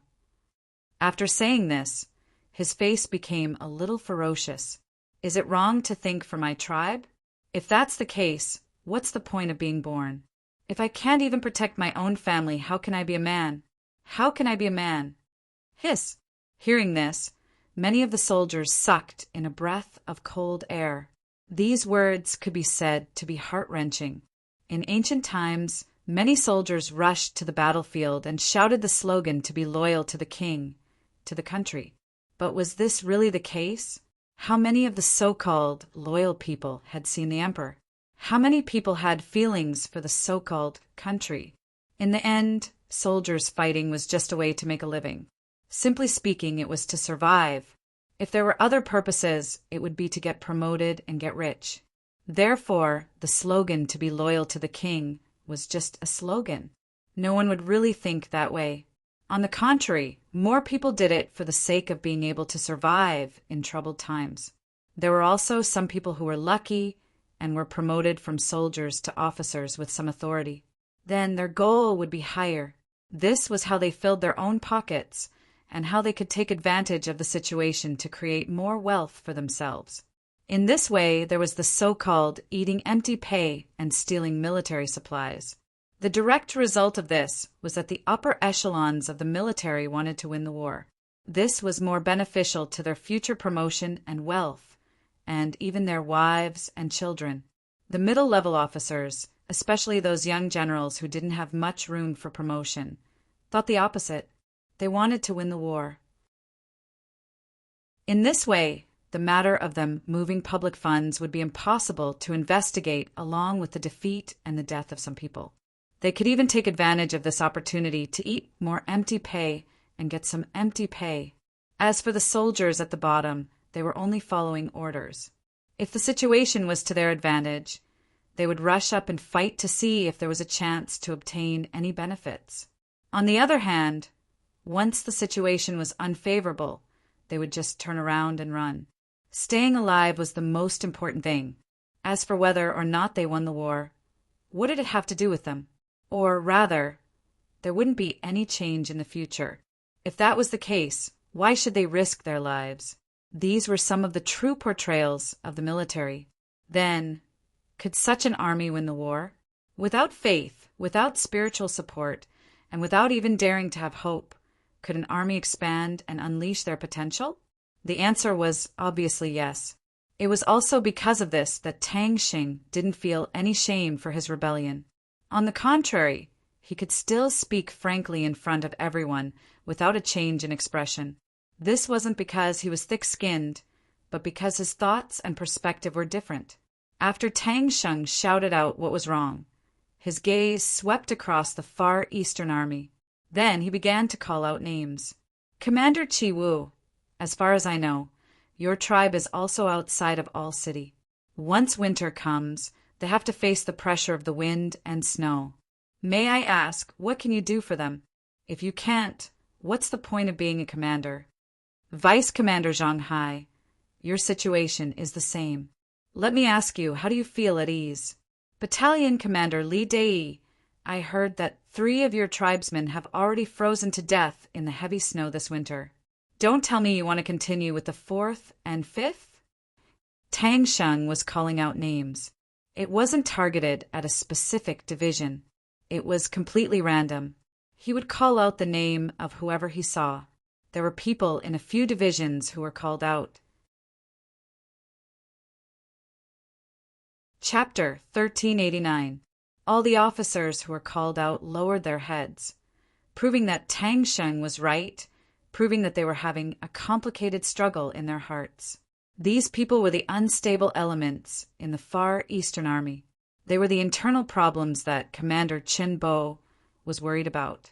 After Arching was taken down, he did not immediately launch a counterattack. Instead, he split up the army and hid them. He was afraid that the problem would be too big. Now, after hearing Tang Xing's words, many people had been bewitched to the point that they were ready to make a move. This was especially so for some of the officers who were called out. When they noticed the changes in the gazes of the people around them, they knew that there was no point in hiding anymore. Thus, they decided to stand out and walk towards the Mongolian camp where Tang Xing was. Some of them did not only bring a single officer, they also brought their brothers and soldiers with them as they walked towards the Mongol cavalry camp. Stop them! Xia Qian saw that the situation was about to turn bad and quickly shouted. At this moment, Kong He and the other 3 division commanders also looked over. They looked at Dai Qua, who was still riding on his horse calmly. Under everyone's gaze, Dai Qua slowly raised his right hand and said calmly, "Don't stop them. Their hearts are no longer with the 5-star army. They can still be of use to us. We have to respect their choice. If there are others who have the same thoughts, you can also walk over." Not only did he not stop them, he even supported them. This made everyone confused. Tang Xing also saw Dai Qua's actions and laughed. He then said, "I didn't expect General Dai Qua to be such a reasonable person. However, I don't know if you have the same thoughts. You can come over as well. Don't worry, with this general here, I will ensure your wealth and glory." Tang Xing was actually persuading Dai Qua to surrender. When Xia Qian heard this, he couldn't help but reach for the scimitar at his waist. He was even prepared to kill Dai Qua if Dai Qua really dared to do that. He would never allow anything to happen to the Far East Army that the commander had single-handedly created. Dai Qua also did not expect such a move. He noticed that there were roughly 3,000 people from the Far Eastern Army who had walked out and joined the Mongol army. Although there were still some people who looked hesitant, they didn't do anything out of line. These people could still be won over, so he thought it was time to stop. While Tang Sheng was comforting him, he said, "Glory and wealth." "Haha, Tang Sheng, are you joking with me?" Since Dai Qua had responded, Tang Sheng was naturally delighted. He was afraid that the other party wouldn't say or do anything. If that happened, he wouldn't know where to start. But once the other party opened his mouth, his opportunity appeared. If there was a problem, there was nothing to be afraid of. All they had to do was solve it. Tang Sheng smiled and wanted to ask why there was no glory and wealth. But before he could speak, Dai Qua continued, "The Mongolians are so poor that they don't even have a uniform. The soldiers don't even have spare cavalry swords. They don't even bear to put salt in their food. Tell me, where did the glory and wealth come from?" The Mongolians were really poor. When they didn't know how to produce and couldn't rob others, their lives were actually very poor. The Mongolians that everyone saw killing cows and sheep were the modern Mongolians, not the old Mongolians. In the past, the Mongolians weren't good at producing. They only knew how to herd animals. If they wanted to eat a good meal, they had to wait until something happened to their animals or they died. Those were the animals that they relied on to survive. The males had to be kept, and the females had to be prepared to give birth. How could they just casually eat them? It was because they were poor that they had to go around robbing. Dai Qua's question made Tang Sheng's expression change. He didn't know how to answer, and this was just the beginning. Through the radio, Dai Qua knew and prepared much more than Tang Sheng. He looked at Tang Sheng with a contemptuous gaze and said, "The glory and wealth you told everyone about should be just a saying. You're trying to deceive everyone, right? But how wise am I? How could I be so easily fooled like these idiots?" As he spoke, Dai Qua pointed at the men who had just joined the Mongolian army from the Far Eastern Army. Being reprimanded, the traitors who had a guilty conscience naturally lowered their heads. There were also some people who looked at Tang Sheng. Evidently, they wanted to hear his explanation. They wanted to know if the glory and wealth he had mentioned was real or fake. Seeing these people staring at him, Tang Sheng felt his hair stand on end. He quickly waved his hands and explained, "Everyone, don't listen to his nonsense. He's just messing with our morale." "Messing with your morale? Ha ha ha. You think too highly of yourself. Do you think you're worthy of talking about morale? You're just a bunch of mobs. You'll go wherever there are benefits. You don't have any principles at all. You don't know what loyalty is. You don't deserve to be human." Dai Qua's voice was very loud as he shouted at Tang Sheng and the soldiers who had just surrendered. This shout made Tang Sheng and the others feel a sense of panic. In order to stabilize the morale of the army, he had to shout as loudly as well. "He's talking nonsense. The Mongolian army has now taken over Al City. Everyone has seen the wealth and prosperity there with their own eyes. Yes, yes."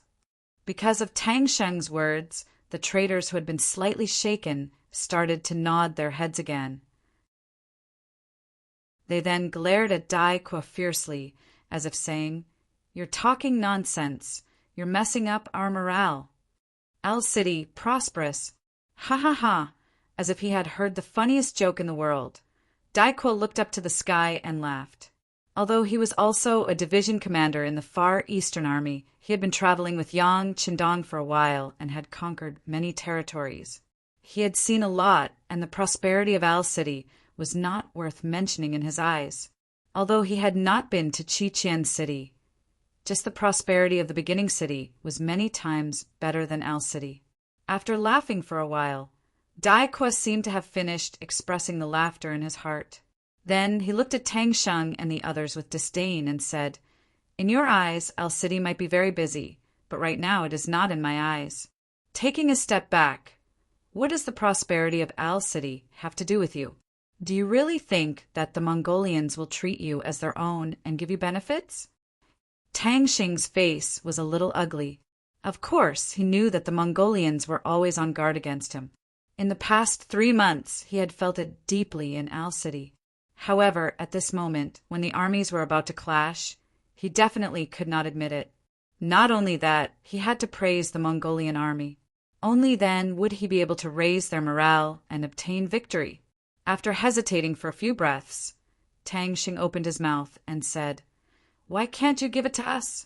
I might as well tell you that Hulahin has already agreed. In the future, Al City will belong to us. Other than our families, our people can also move in." What? Did the Mongolian Great Khan really say that? If that's the case, it's a great thing. In an instant, the Far Eastern Army soldiers started to mutter and discuss. Previously, because the city was too small and could not accommodate so many people, Chen Bo made the rule that other than soldiers, ordinary people could not enter the city. It was also because of this that it attracted all sorts of complaints and caused Tang Sheng to rebel. Tang Sheng also grasped this point, which was why his actions had gained the support of more soldiers. It was only because of his call that more than 3,000 soldiers joined his side. This was Tang Sheng's trump card. The reason why he was so confident that he could face the Far Eastern Army with just 10,000 cavalry was also because of this reason. Right now, everyone was discussing animatedly, and the public opinion was obviously leaning towards his side.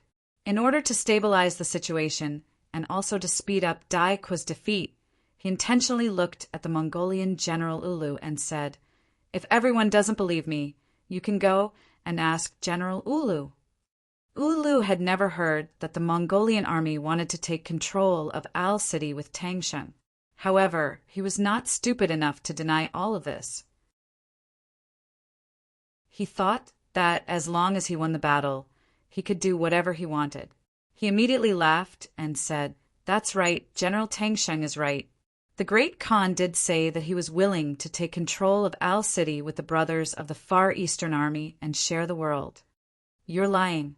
Just as Wu Lu finished speaking and Tang Sheng's expression relaxed, Dai Qua shouted loudly.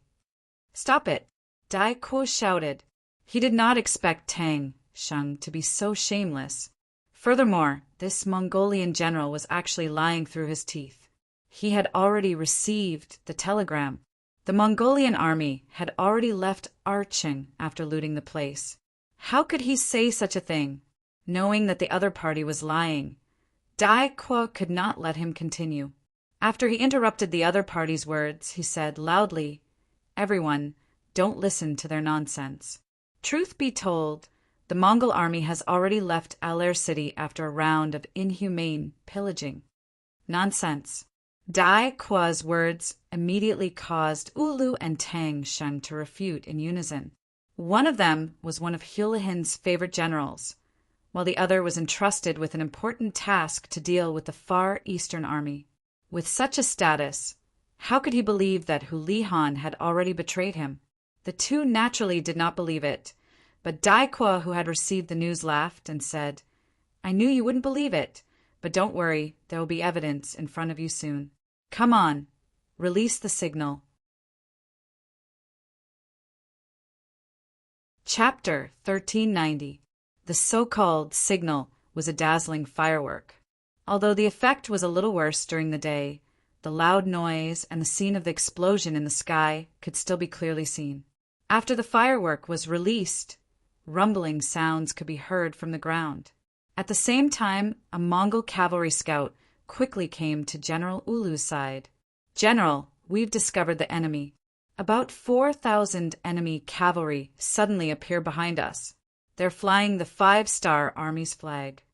An excellent scout would be able to quickly determine the number of enemies. Just from this point alone, this scout was qualified. However, he only came to report after the rumbling sounds of the war horses.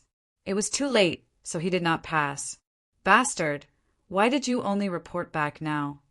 Wu Lu cursed angrily and lashed out with his horsewhip at the scout. The scout had a wronged expression on his face. He wanted to say that the enemy cavalry was completely covered in green leaves and could not be seen unless they were right in front of them.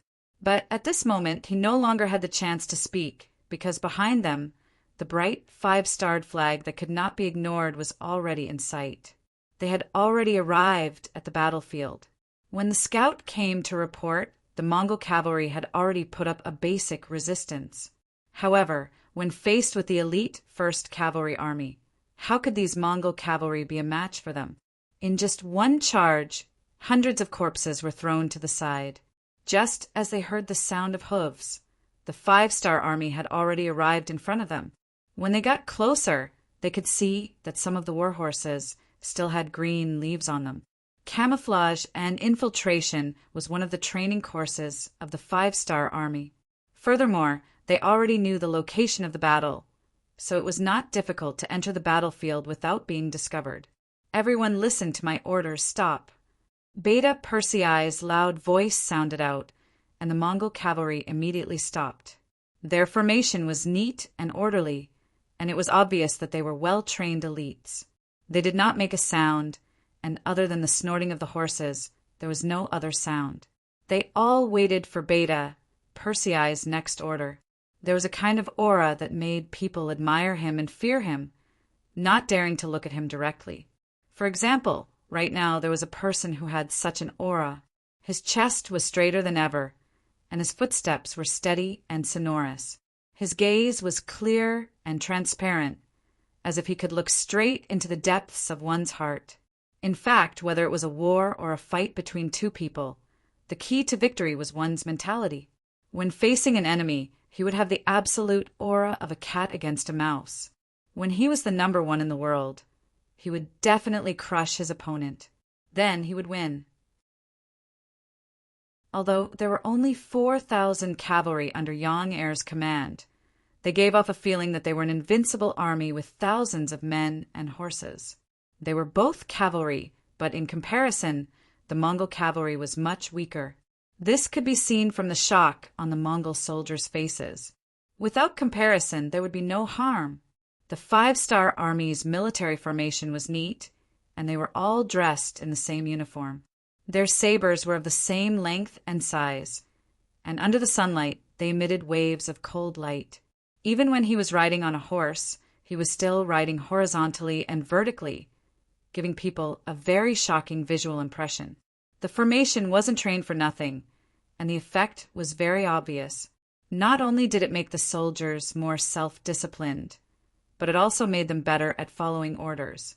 Just their mental appearance alone gave people a lot of pressure. This. When more Mongol cavalrymen looked at the 5-star army and didn't know how to describe their feelings, Ulu opened his mouth. Everyone, don't be afraid. They only have 4,000 people. As long as we charge forward, victory will belong to us. Let's see who dares.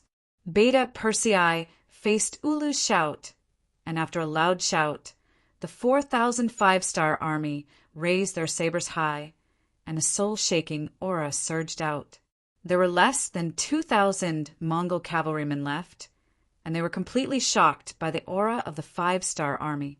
At this moment, they found that they didn't have the courage to take a step forward. As the commander of the army, Ulu naturally saw everything. Because of this, he cleverly didn't take a step forward. Instead, he looked at Tang Xing and said, "General Tang, let's go together. As long as we can destroy these Han reinforcements, the main force of the Mongol cavalrymen will arrive soon. At that time, no one will be our opponent." Ulu wanted Tang Xing and the others to charge first, and then he could sit back and reap the benefits.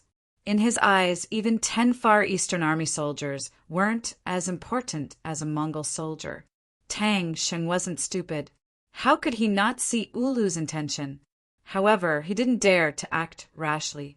Putting aside the fact that he had already witnessed the might of the 5-star army when he sent reinforcements to the first city, there were still more than 20,000 soldiers of the Far East Army staring at him. Under the shout, Tang Xing didn't move. Beta Persei saw everything and sighed. With his personality, since he had brought the army here, of course, he would kill to his heart's content. What Mongol army? What Far East army? He had never placed them in his eyes. They were just a bunch of mobs. As long as he wanted, the 4,000 warriors of the world's 1st Cavalry Army could kill all of them. However, he couldn't do this. Before he came, the young master had instructed that the construction of the Far East region needed people the most. A large number of young people. The people in front of him were all strong laborers. They were indispensable talents to build the city and consolidate the territory. If he killed them, who would build the city and who would repair the roads? In order to complete the task given by Yang Qindong, it was impossible to kill a lot of people. However, he could still kill a chicken to show respect. He had to do it. Some people were like this. If you didn't kill them, they wouldn't know fear. However, before he took action, Beta Persei still needed to do something. This was very important to destroy the enemy's morale, establish the final victory, and even unify their hearts. Come, bring them here. Beta Persei didn't give the order to attack immediately. Instead, he shouted to bring people. Soon, the 5-star army soldiers escorted 2 men to the battlefield. They arrived in front of the open space between the 2 camps. Of the 2 people, one was a skinny man wearing a Mongol army uniform, and the other was a middle-aged man who looked to be in his 40s. Both of their faces were pale, and they were trembling with fear. As soon as the 2 of them were brought out, there were 2 loud shouts from the battlefield. Tuoba Shi, Li Hui. The one called Tuoba Shi was the Mongol soldier. He had another identity, which was General Ulu's personal guard. Previously, he didn't follow the army out of the city because he wasn't feeling well. Instead, he stayed in All City. The one called Li Hui was Tang Sheng's clansman. When the Tang residence's treasures were stolen and his clansmen were killed, Li Hui was in the residence, so he escaped death. These 2 people, because of their special identities, were targeted by Yang Xie's intelligence personnel in All City. They were captured alive and sent out of the city. Last night, Yang Heir had already sent someone to pick up the 2 of them. What he wanted was to use their mouths to tell the truth. He wanted Ulu and Tang Sheng to see what kind of person the great Khan Hulahin, whom they served, was. Wu Lu and Tang Sheng were naturally the ones who shouted. It was just their instinct to shout out loud. In contrast, after the 2 people who were called saw their respective masters, their tears uncontrollably flowed out. When a person brushed past death and saw their loved ones, they would definitely reveal their true feelings. General, young clan leader, it's all gone, it's all gone. Tuoba Shi and Li Hui didn't wait for anyone to ask. With tears and snot, they recounted everything that had happened in Al City and what had happened to their family.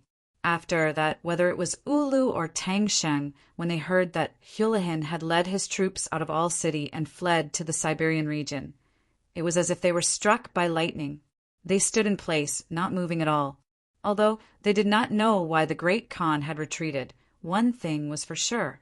They were all abandoned people, abandoned as pawns thrown here. Ulu couldn't understand why his great Khan would abandon him. Tang Sheng's face was full of shame. He thought of how Belinsky persuaded him to send out troops. Belinsky wanted to abandon him, but at the same time, he also wanted to steal his treasures. When he thought of how he had mistakenly trusted Belinsky and how he and Li Hui were the only 2 people left in the entire tribe, he couldn't help but scream, "Belinsky, you liar! You despicable, you bastard!" It was because Tang Sheng believed in Belinsky that he became a traitor to the Far Eastern Army and came to this point. But what he got was betrayal and the destruction of his tribe. If he could do it all over again, Tang Sheng would not have made such a choice. Whether it was Ulu or Tang Sheng, they both had fierce looks in their eyes as they cursed everything that had happened to them. This scene was seen by the other officers and soldiers, and all of them fell into deep thought. This was especially so for the Far Eastern Army that had defected with Tang Sheng. They thought that after joining their new master, they would be able to enjoy glory and wealth. At the very least, they would be able to ensure the safety of their tribesmen. But now, not only would they not be able to save their tribesmen, they would also not have a good ending. After all, traitors never had a good ending. The atmosphere of the battlefield changed drastically because of the appearance of Tuoba Shi and Li Hui. The most obvious change was that the Far East Army that had surrendered had become restless and restless. Charge! With such a good opportunity, How could Beta Persei let it go? With an order, the 4,000 five-star army cavalry behind him moved, raising their sabers and urging their horses forward. The first to bear the brunt of this attack were the 2,000 Mongol cavalry. Their morale was already low, and Tuobashir's appearance had destroyed their hope. Just as their morale was at its lowest, the five-star army charged over. How could they stop them? Chapter 1391. When the arrow formation stabbed into the Mongol cavalry camp, the resistance they faced could be said to be minuscule. This allowed the attack of the five-star Legion Corps to go really smoothly. With just one charge, they charged into the enemy formation, and no one could stop them. Block them! Block them! Ulu, who finally came back to his senses, shouted at the army as he looked at Tang Sheng and said, "General Tang, although we have been abandoned, we have to kill our way out for ourselves. Otherwise, what awaits us will be worse than death." How could Tang Sheng not know? He was a traitor, and from a certain point of view, he was far more hateful than the enemy. Once he was caught by the five-star army, he would probably suffer a fate worse than death. Tang Sheng did not want to die and could not die. He still wanted to take revenge on Belinsky. He immediately waved his sword and shouted to his troops, "Everyone, follow me and kill our way out. Let's find Hulahan and take revenge." With a loud shout, Tang Sheng was the first to gallop out of the camp. The group of personal guards beside him also followed suit. However, that was it. Including the soldiers, there were only 20 or so cavalry. As for the others, including Qi Wu, Zhang Shi, and Li Dei, they all stood in place and did not move at all. The soldiers behind them also followed beside their general. They also had no intention of charging out of the battle. When the five-star army's reinforcements arrived and Hulahan fled without saying anything, it was clear that the situation was over. Anyone with a brain would not make the decision to become enemies with the five-star army, other than the 20 or so soldiers. There was actually no one following them. Tang Sheng's face revealed a trace of loneliness. However, he did not blame these people. They had already followed him down the wrong path. He could not drag them to their deaths. "Come, follow me and kill our way out." Kill! Tang Sheng was determined to fight to the death. He was the first to charge towards the five-star army. He knew very well what he had done. Even if he surrendered now, he would not benefit at all. Since that was the case, he might as well take the risk. If he could really break out, he would definitely find a way to find Belinsky and take revenge for the extermination of his clan. Surround them all. Don't let a single one escape. Beta Persei was riding on a big, strong horse, his face full of excitement. After following Yang Qindong for so many years, there were fewer and fewer opportunities for him to take action, let alone the opportunity to lead an army alone. It wasn't easy for him to let go of everything and go on a killing spree. He would cherish it very much. "Come, don't waste any more time. Both of you come at me together." Beta Persei laughed heartily as he casually pointed his broadsword at Ulu and Tang Sheng. It was as if he was looking down on the world. Attack together. After Ulu and Tang Sheng exchanged a look, they nodded in unison. Then they whipped their horses and charged towards Beta Persei. This was their only chance. With 2 against 1, their chances of winning were still very high. As long as they could capture this general, they would be able to force their way out of the encirclement. Wu Luaning had become a general among the many Mongolian cavalry. His own ability was naturally unquestionable. There was no culture at all, and one could not rely on qualifications and other resources. Those who could become generals were undoubtedly extremely capable. Tang Sheng was the same. To be able to stand out among so many people and be appointed as a teacher, his own combat strength must be very strong. Both of them were like this. Together, they could be considered a strong combination. If they only fought one person, their chances of winning were quite high. At least in the Far Eastern Army, Chen Bo, including the army commander, would not be a match for him. But who was Beta Persei? He was one of the 5 members of the Yang Qindong family. He had been by Yang Qindong's side all year round.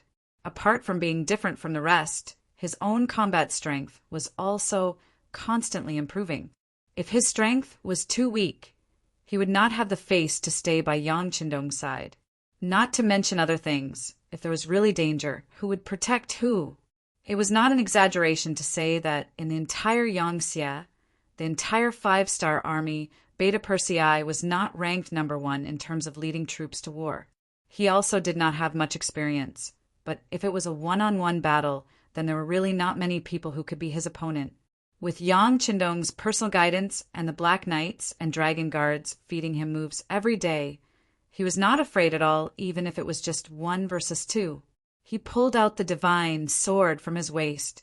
When he was fighting 2 people by himself, Beta Persei not only did not take a defensive position, but also took the initiative to launch an attack.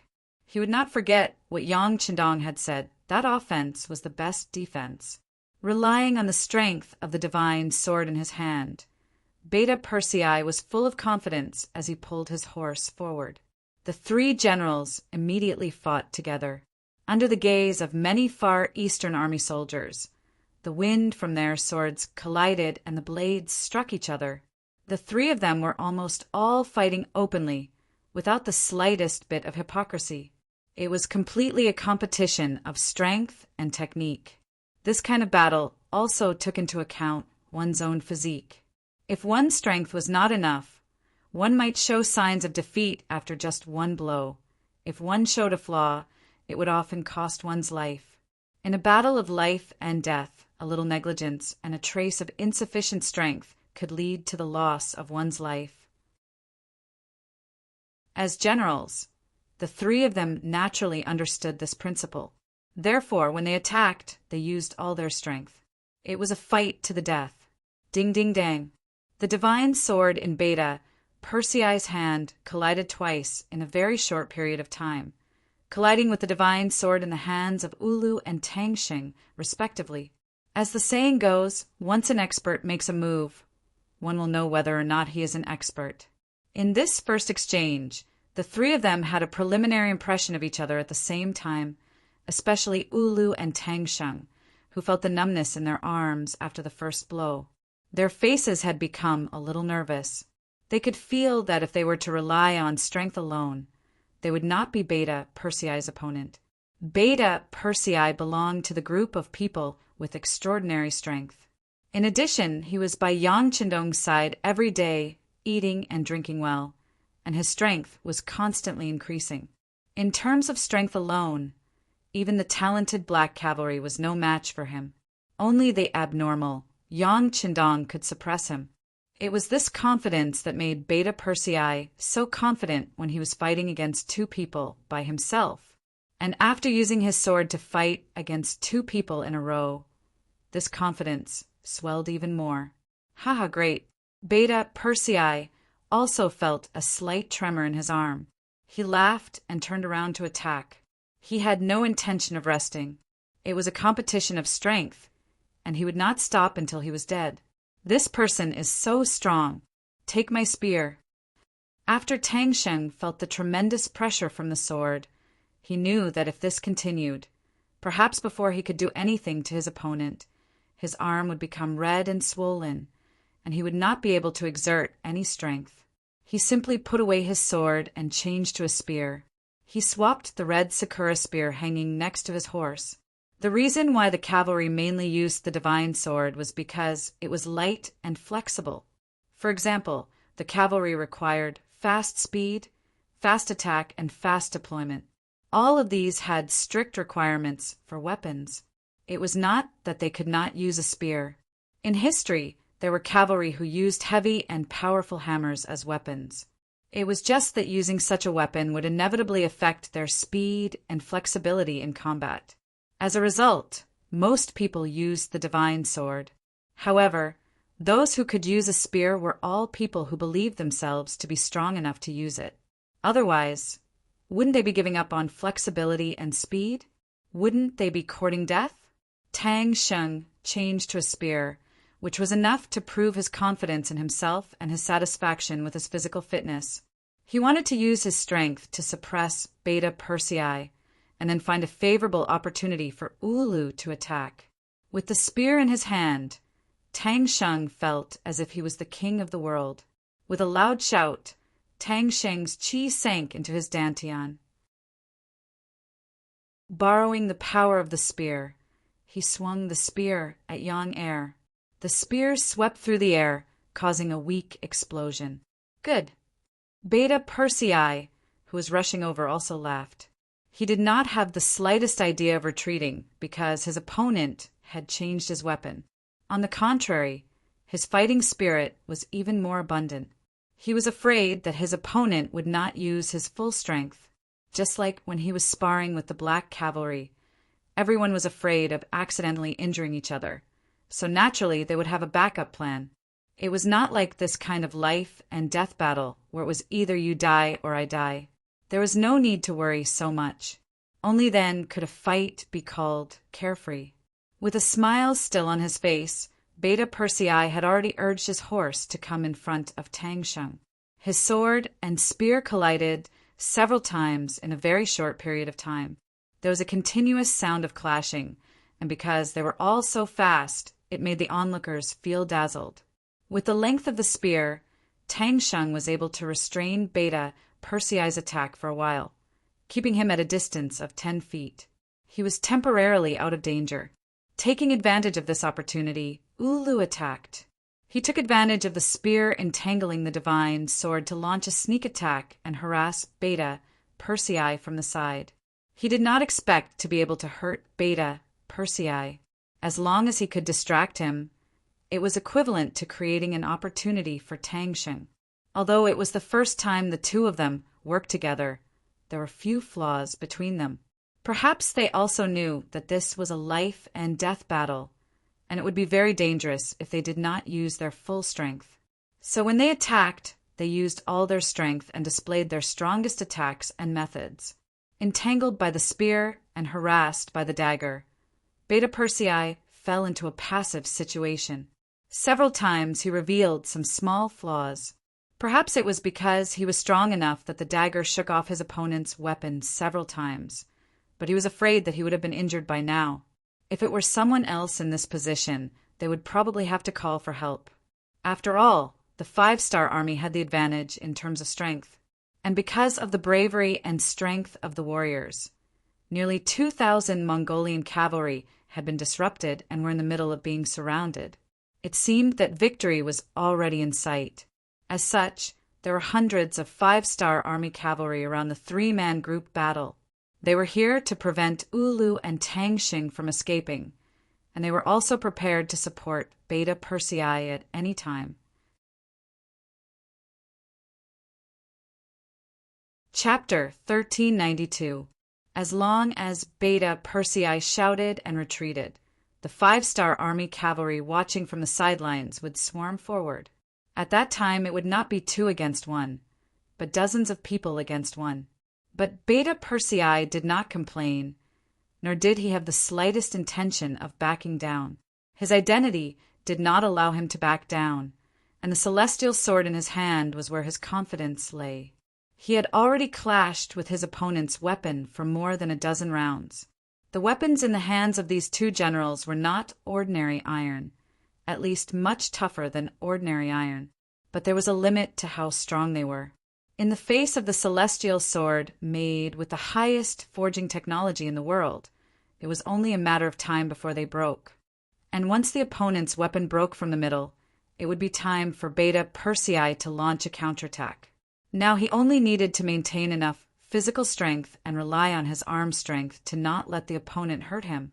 The 3 weapons were still clashing, and stars would appear from time to time, indicating that the 3 of them seemed to have used all their strength in each attack, and each attack was extremely dangerous.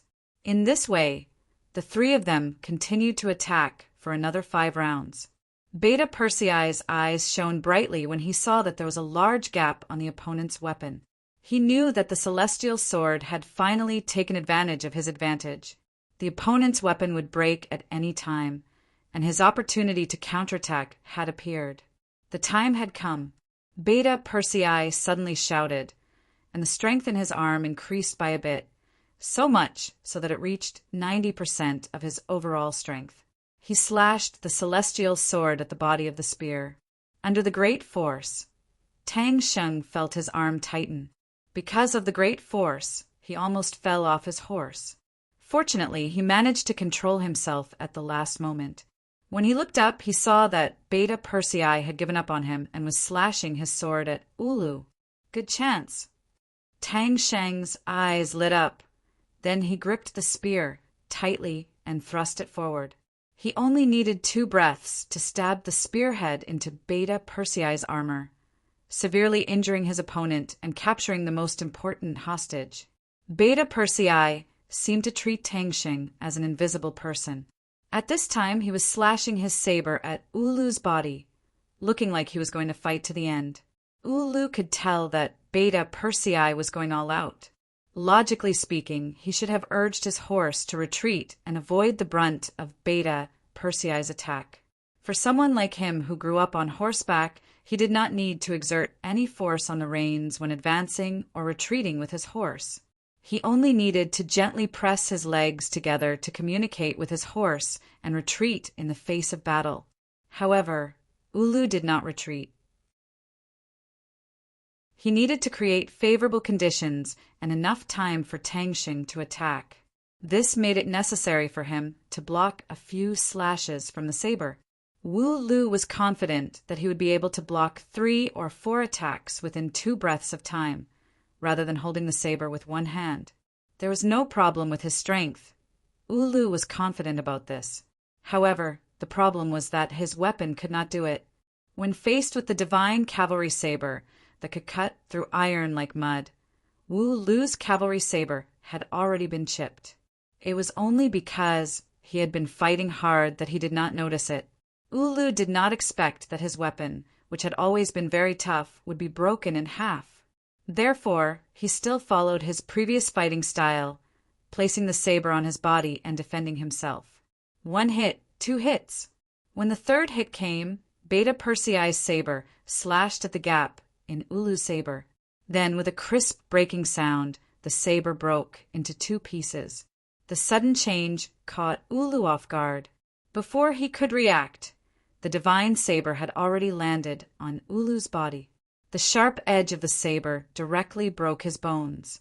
With just 1 blow, Ulu was cut into 2 halves. Blood splattered out as Yueyu's eyes widened in disbelief as he fell from his horse. Even as he died, he still could not understand how his weapon could suddenly break in half. Could it be that this Han general knew some kind of magic? Ulu was dead. He was cut in half and died in an extremely miserable manner. Blood also splashed on Beta Persei, but for Beta Persei, who had been on countless battlefields and killed countless enemies, he did not care at all. As if he had done an extremely simple thing, he turned around and prepared to deal with another enemy, Tang Sheng. It was also at this moment that he felt something poke his body. It did not hurt, so he immediately turned around to look. Beta Persei turned around and looked at the spot where he was stabbed. He saw a broken spearhead, Tang Sheng, who was holding the spear, and the other party's frightened eyes. Just now, Beta Persei had used up 2 breaths of time to kill Ulu, which created enough opportunity for Tang Sheng.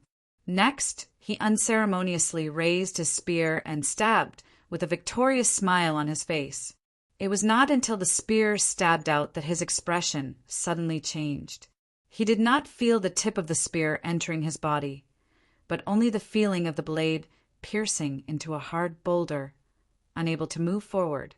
At the same time, Tang Sheng's gaze quickly turned to the tip of the spear.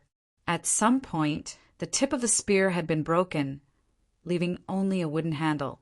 At this time, the wooden handle was stabbed towards Beta Persei, and it hit the other party's exquisite armor. Beta Persei, who had been by Yang Qindong's side all year round, could be said to be a treasure from head to toe. Just like the armor he was wearing, it was thin and extremely hard. Yang Xie's munitions factory spent a lot of effort to make it. Such armor was also very rare in the entire 5-star army. With Beta Persei's status, it was naturally not a problem for him to get one. The spear was stabbed into the armor, unable to move forward. Tang Sheng was still in the same position, his face full of surprise and confusion. Humph! Seeing that Tang Sheng's spear had stabbed into his armor, Beta Persei's face was full of anger. Originally, Tang Sheng had betrayed the 5-star army, Yang Xie, and the young master, causing him to want to kill him. Now that Tang Sheng even wanted to kill him, this person could not be left alive. Beta Persei, who had already killed Ulu, gently turned around and easily moved the spear to the side. Then the celestial saber slashed through the air and slashed towards Tang Sheng's neck. War has always been cruel. Either you die or I die. Beta Persei was furious. The saber was as fast as lightning. When Tang Sheng came back to his senses, he had only just raised the spear when the wooden spear was cut in half. The saber did not continue to fall and fell on Tang Sheng's neck, then quickly slashed. Blood gushed out like a fountain, and Tang Sheng's eyes gradually became blurred. At this time, he seemed to have seen the scene of him growing up with the help of the tribe when he was young. He also seemed to have seen the scene of him joining the Far Eastern Army and eating his first full meal. Then he rose step by step and finally became a division commander. Then his ambition began to grow, and his heart became unsatisfied until he did the wrong thing of betraying the Far Eastern Army. Tang Sheng was dead. Even when he died, his eyes were wide open, and he looked like he could not die in peace. No one knew what he was thinking before he died, and no one knew if he would regret his wrong actions and thoughts. With Tang Sheng's death, the soldiers he brought with him immediately became obedient, especially the more than 3,000 soldiers who had just chosen to surrender to him. Their faces were full of regret. If they had known that this would be the result, why did they stand out? Weren't they courting death? Nearly 2,000 Mongolian soldiers, half were killed and the other half were captured. More than 10,000 rebels from the Far Eastern Army were surrounded by Division Commander Daikwa and 20,000 soldiers, and all of them chose to put down their weapons and surrender. Even Ulu and Tang Sheng were not a match for them, unless they did not want to live. Who would dare to raise their swords against them? The rebellion was thus quelled, but the matter was not over. How to stabilize the people's hearts and win them over was an important task for Yang Qindong after arriving in the Far Eastern Province. After 3 months of chaos in Arqing, Yang Qindong arrived. Along with him were thousands of 5-star army's elite cavalry, thousands of Mongolian captives, and thousands of ordinary Russian tribesmen. When Yang Qindong led the army into Al City, whose city walls weren't very tall, all he saw was a mess on the streets and chaos on the ground. On the streets, he could see the corpses of ordinary people lying on the ground. There were old people, women, and children. Many of them had been conquered by the 5-star army. They were the people who had come to support the Far Eastern Province, but they did not expect to die in such a chaotic situation. Along the way, Yang Qindong's expression became uglier and uglier. These were his people, and they had actually died in the city. He had to take revenge for Houlihan. Fortunately, after inspecting the corpses, he discovered that there were very few Han people. Later on, Yang Qindong understood the situation in the city. When the Mongolian soldiers killed and looted, the few Han people in the city chose to hide. They threw away all their money in order to save their lives.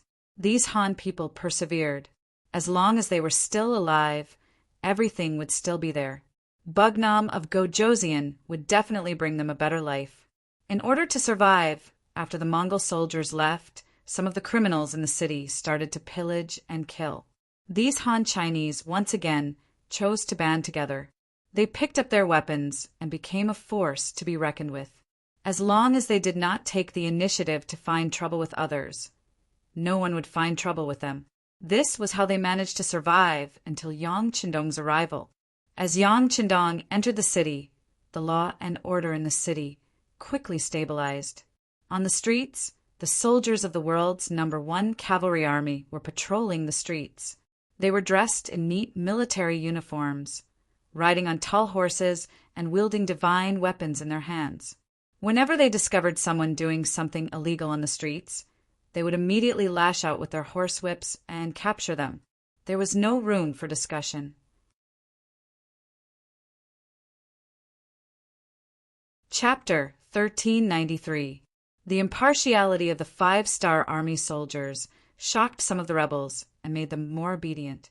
However, there were still some daring people who took advantage of the fact that the 5-star army's numbers were not high. They gathered their forces and attacked the patrolling soldiers of the 5-star army. They attacked with dozens of people and even hundreds of people. These people were mostly white-skinned Russians. They took a liking to the soldiers' uniforms and sharp sabers, as well as the sturdy war horses they were riding. Facing the provocation and the rebels who were shouting and holding weapons such as sabers, sticks, clubs, and even hoes, the 5-star army did not hold back and killed them all. Since they dared to provoke the army, these people had already lost their humanity and deserved to die. Dozens of people, or even hundreds of people, could not even hold up against the charge of the world's #1 cavalry army and suffered heavy casualties. The formation was in chaos, and they scattered in all directions. Those who could not escape became members of the prison. In just a single afternoon, the prison of the Far Eastern Army was filled with people. Some of the people who were caught later could only be tied up in the square outside the prison. Fortunately, it was already the 5th month and the weather was not too cold. They would not freeze to death. In troubled times, severe punishments were needed. When Yang Qindong heard the report that there were rebels in the city, he did not restrict the actions of the 5-star army soldiers. On the contrary, he supported them. He knew that one could not be merciful on the battlefield. Otherwise, one would be asking for trouble. There were some people that couldn't be reasoned with. Only continuous slaughter would make them realize their mistakes and realize the power of the 5-star army. Thus, they had no choice but to restrain themselves and become honest. While they were clearing out the unstable elements in all city and had no choice but to kill, Tianhu's 4,000 cavalrymen successfully intercepted Hulahin's troops, who were escaping to the west. After a round of fighting, Hulahin brought 12,000 Mongol cavalrymen and escaped. On the other hand, Belinsky, who had too many items and could not bear to throw them away, was captured on the spot. He had personally witnessed the strength of the 5-star army. When he saw the strength of the 5-star army, the Mongol soldiers panicked and ran away with twisted faces. He saw that iron sabers and wooden spears were thrown all over the ground. The various items that they had snatched had also become burdens. They had all been abandoned in order to increase their speed. The army was defeated like a landslide. Countless Mongol cavalrymen, who were known as the strongest army, fled like sheep seeing wolves. They all exposed their backs to the 5-star army and were chased by the world's #1 cavalry army. They did not have any intention of resisting. This kind of strength only the Mongol cavalrymen and some Mongol tribes did not belong to the Mongol army. Unexpectedly, there was always someone stronger. The 5-star army was actually so ferocious that the Mongol cavalrymen could not fight back at all. Belinsky was captured, but he was not depressed. On the contrary, he felt that this was an opportunity for him. Since the Mongol cavalrymen could not defeat the 5-star army, why would he not join the strong? With such a powerful cavalry as his backing, he would not have to be afraid of anyone when he went out to do business. With this beautiful thought in mind, Belinsky stopped the resistance of the guards of the caravan. They obediently surrendered their weapons. Belinsky also reported his identity. At the same time, he put forward his request.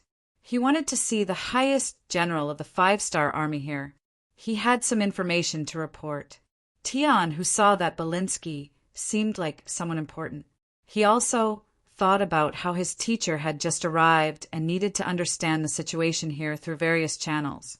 He also needed various people to help him complete his mission. As such, he nodded and agreed. He did not even use a rope to tie Belinsky up. He gave him a very relaxed environment and allowed him to come to arching with him. This also strengthened Belinsky's confidence. He believed that with his own abilities, he would be able to achieve great things. As for the fact that he had tricked the Far Eastern Army, that was nothing. Wasn't it like this during times of war? Today we can drink and chat happily, but tomorrow we might fight. On the other hand, today we might be enemies, but tomorrow we might be friends. To sum it up, there was no such thing as an eternal friend, only eternal benefits. Because of the 5-star Army's ruthless methods, arching went from chaos to peace. Then, when the Far Eastern Army that had disappeared for 3 months suddenly appeared in the city, the security in the city became as good as before. As a large number of troops entered the city, some criminals who had not given up on making a fortune in the chaos had no choice but to put away their crooked thoughts. At this moment, it could be said that arching had returned to Yang Xie's embrace. Qin Bo's condition gradually stabilized. After the army entered the city, he went straight to the city lord's mansion where Yang Qindong lived. When he saw Yang Qindong, who had taken off his golden cloak and changed into a loose green robe, Qin Bo knelt on the ground with a plop. "Young master, I've made a mistake. I've failed to live up to your expectations. Get up quickly." Under Yang Qindong's gaze, Beta Persei, who came to report with him, quickly helped Qin Bo up. "You haven't recovered yet. You still have to take care of your body. Have a seat." Yang Qindong asked with concern.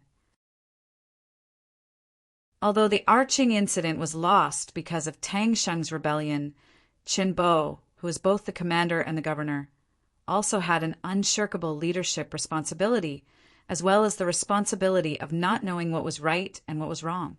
Of course, one of the fuses that caused the incident was the mistake in his strategy of governing the city. Why did Tang Sheng rebel? Wasn't it because his people were not allowed to enter the city? This policy was set by Qin Bo. On the other hand, even if Tang Sheng didn't rebel this time, as time passed, more and more problems would accumulate, and when the contradiction became bigger and bigger, things would still happen. This was equivalent to a pustule in a person's body. If it was left alone, it would get bigger and bigger.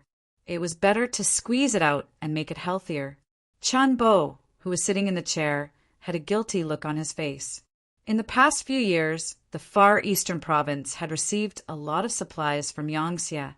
In comparison, although there were some achievements, they were not very big.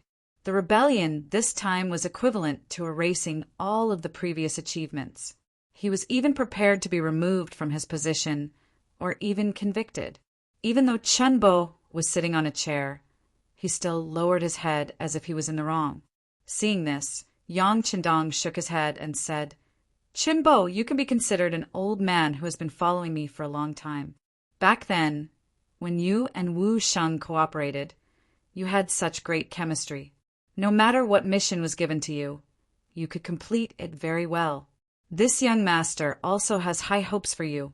Wu Sheng was sent to the Golden Horde for several years. He has successfully established a cooperative relationship with some important figures in the Russian tribe and built his own Nuxia city. His actions are gratifying. As for you, this young master also has high hopes for you. I gave you the power of the governor and the commander of the Far Eastern province. You have done well, so you don't have to worry that this young master will punish you. You are innocent." In order to dispel Qin Bo's worries and psychological burdens, Yang Qindong directly settled the matter, after saying that he was innocent. Even if someone wanted to impeach or blame Qin Bo, it would be useless. Yang Qindong's words were like nails on a board. In Qin Bo's ears, he was very excited. "Thank you, sixth young master, for your affirmation of my work. But Tang Sheng was promoted by me. If something happens to him, I am guilty. I ask that I resign from the position of commander of the Far Eastern Army. Sixth young master, please accept my resignation." Looking at Qin Bo's stubbornness, Yang Qindong was angry and said, "This young master said that you are innocent. If you are guilty, you are just not open-minded enough. It's just a mistake caused by inexperience. It's nothing. No, the rebellion has happened. Someone has to stand up and take responsibility. This subordinate is willing to resign from the position of commander. Chen Bo's second resignation showed his determination. Meritorious service should be rewarded. Mistakes should be punished. The matter of the far eastern province was not a small matter. Who knew how many people were watching? If there was no explanation, then the law would be in chaos. Yang Qindong said, "Good. Since it's like this, then you will be relieved of your position as commander of the Far Eastern Army. You should focus on your work as the governor." "Thank you, sixth young master." Chan Bo, who got what he wanted, quickly cupped his fists in gratitude. He did not want to break the rules because of himself. With Yang Qindong's guarantee, no one would find trouble with him. However, there was no guarantee that no one would find trouble with the sixth young master. As far as he knew, there were many people in Crimson City who dared to speak up. Now that he was relieved of his position as commander of the Far Eastern Army, it was the same as giving everyone an explanation. He could also focus on his work as the governor. After staying here for a few years in the beginning, he had some complaints about being transferred to this godforsaken place. But over the years, he had watched El City grow from nothing, and he had developed feelings for it. If he were to transfer him away now, he would be reluctant to do so. More importantly, Yang Qindong came here. With his ability to turn something rotten into something magical, he would have a bright future in the far eastern province. He really wanted to follow the sixth young master and do a good job. After being relieved of his position as commander, Chen Bo seemed to be a lot more relaxed in an instant. When he talked about work, his state of mind was a lot more energetic than before. Sixth young master. Although Tang Sheng's selfishness caused the mutiny this time, the fact that so many people were willing to follow him to rebel against the Far Eastern Army is enough to show that our work is not up to par. The main thing is that Al City is still too small. Arranging for 500,000 people from all over the place is already a lot of pressure. We really can't arrange for other soldiers' clansmen, even for senior officers like division commanders. Some openings cannot be opened.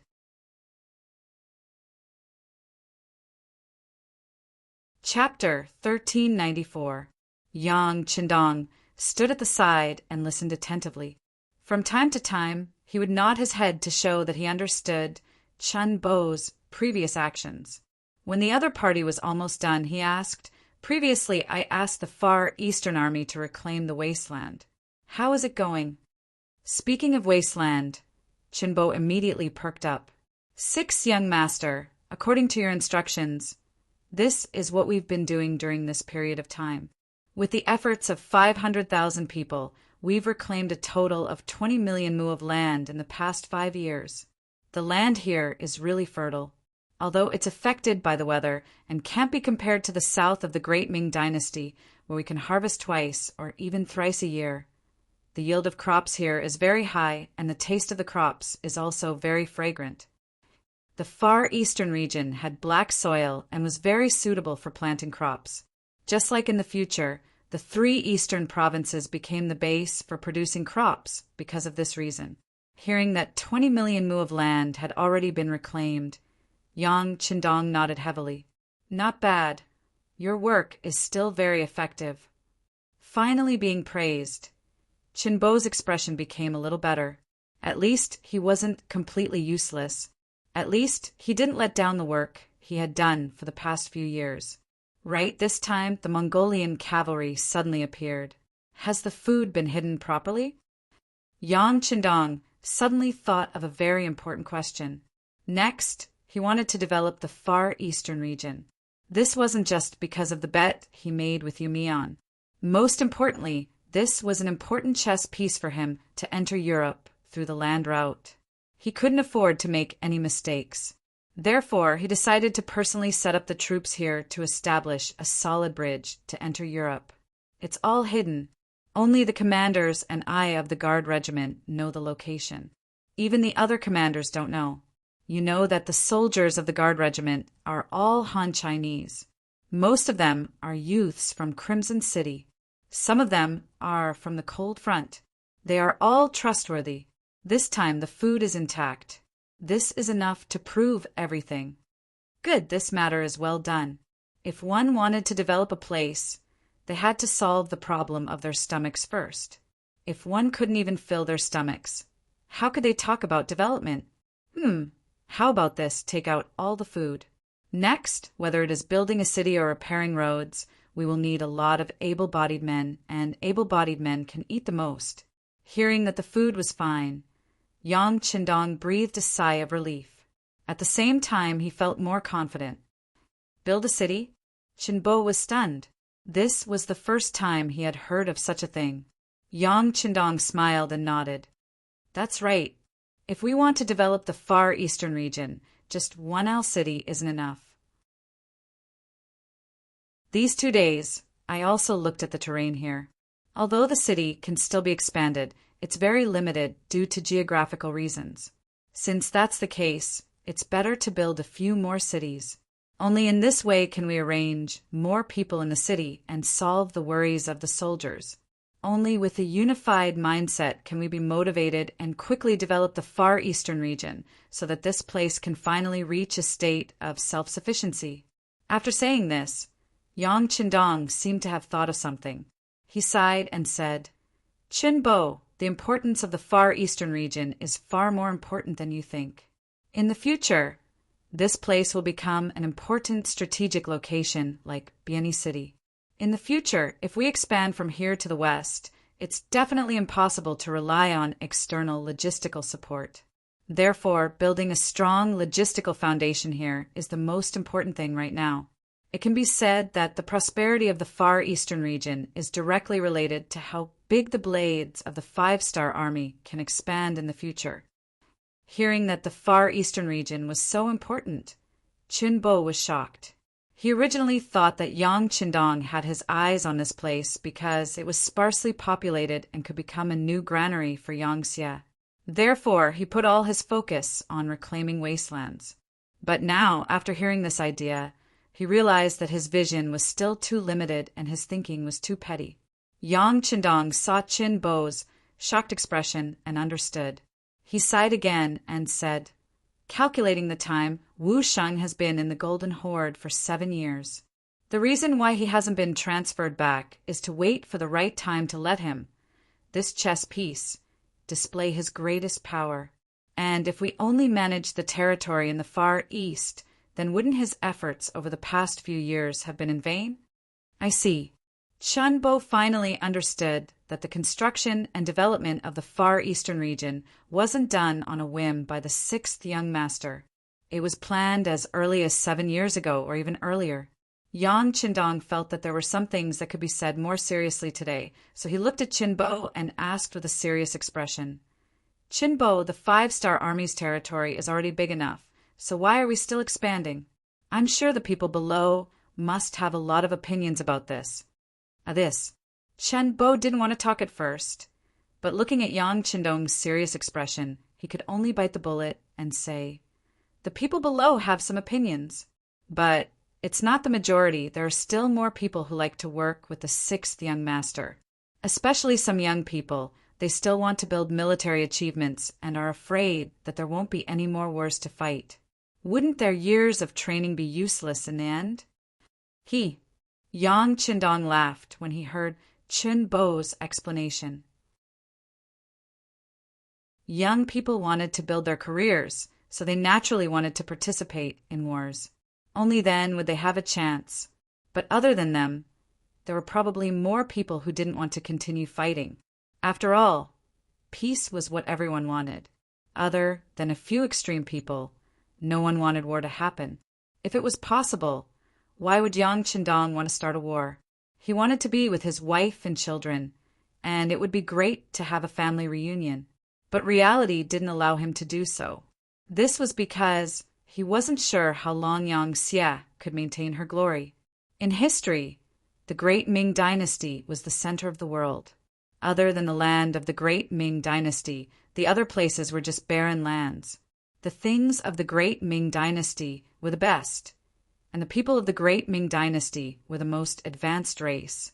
Then, the 2 opium wars completely woke the Chinese people up. It turned out that we weren't the most advanced. It turned out that the Europeans had almost robbed the whole world. It turned out that we were already far behind. Then what were we doing? Didn't we know? We knew. Since the Tang dynasty, China had been the center of the world.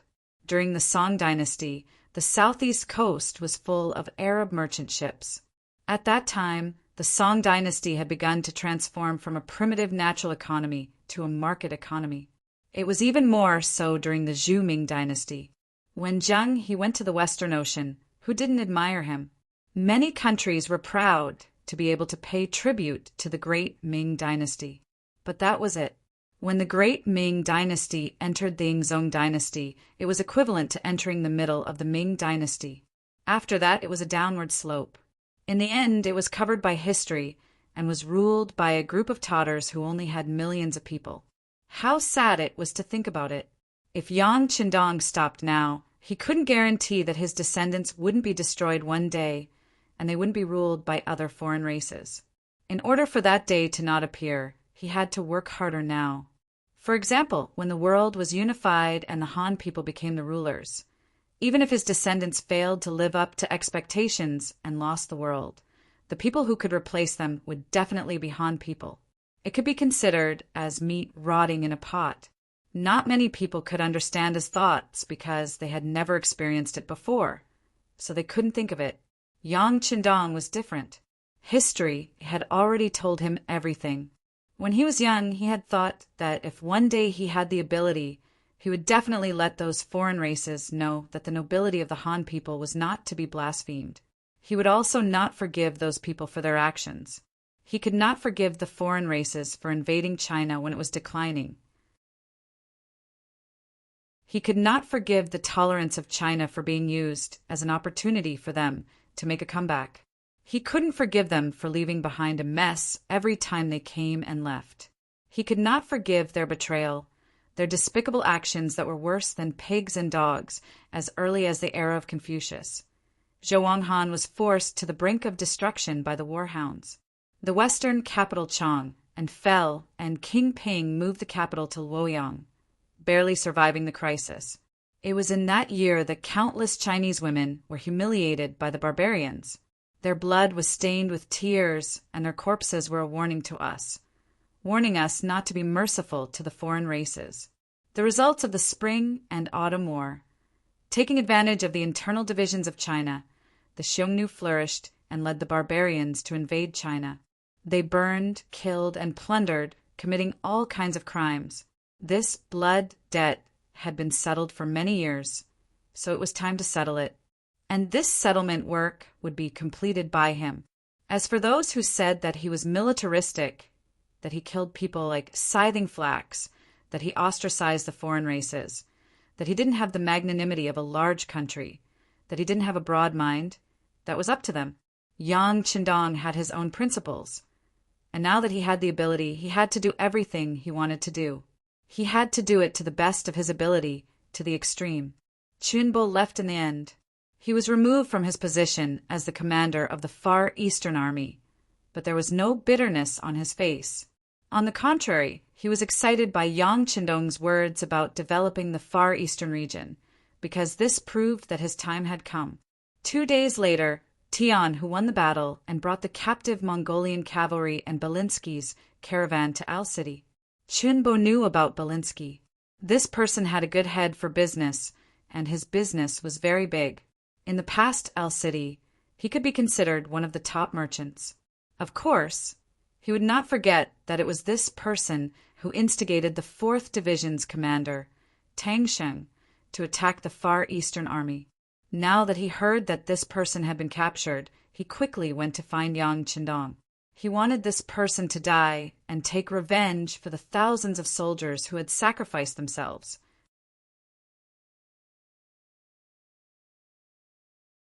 Chapter 1395. When Chen Bo arrived at the governor's mansion, he saw Belinsky standing in the reception hall, meeting with Yang Qindong.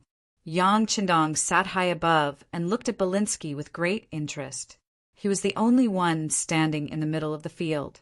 On his left was Beta Persei, and below him were Tianhu, the 1st Cavalry Division's Division Commander Temu, as well as the Far Eastern Army's 1st Cavalry Division's Division Commander Daikua, and the others. After Qinbo arrived, Daikua and the others immediately greeted him. Then he stood together with them and listened to Belinsky, who was standing in the center of the room, speak with fervor and assurance. This Belinsky was quite capable. In terms of language, he could speak Chinese, Russian, and Mongolian dialects.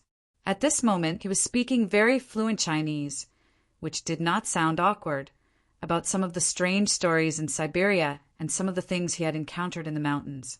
Belinsky's face was very calm, and he even introduced himself proudly. King Hunan of Damyang. This humble one's home is in Siberia, and I've seen many Mongolian troops burning and looting everywhere. They're a group of bandits, and they only know how to snatch good things.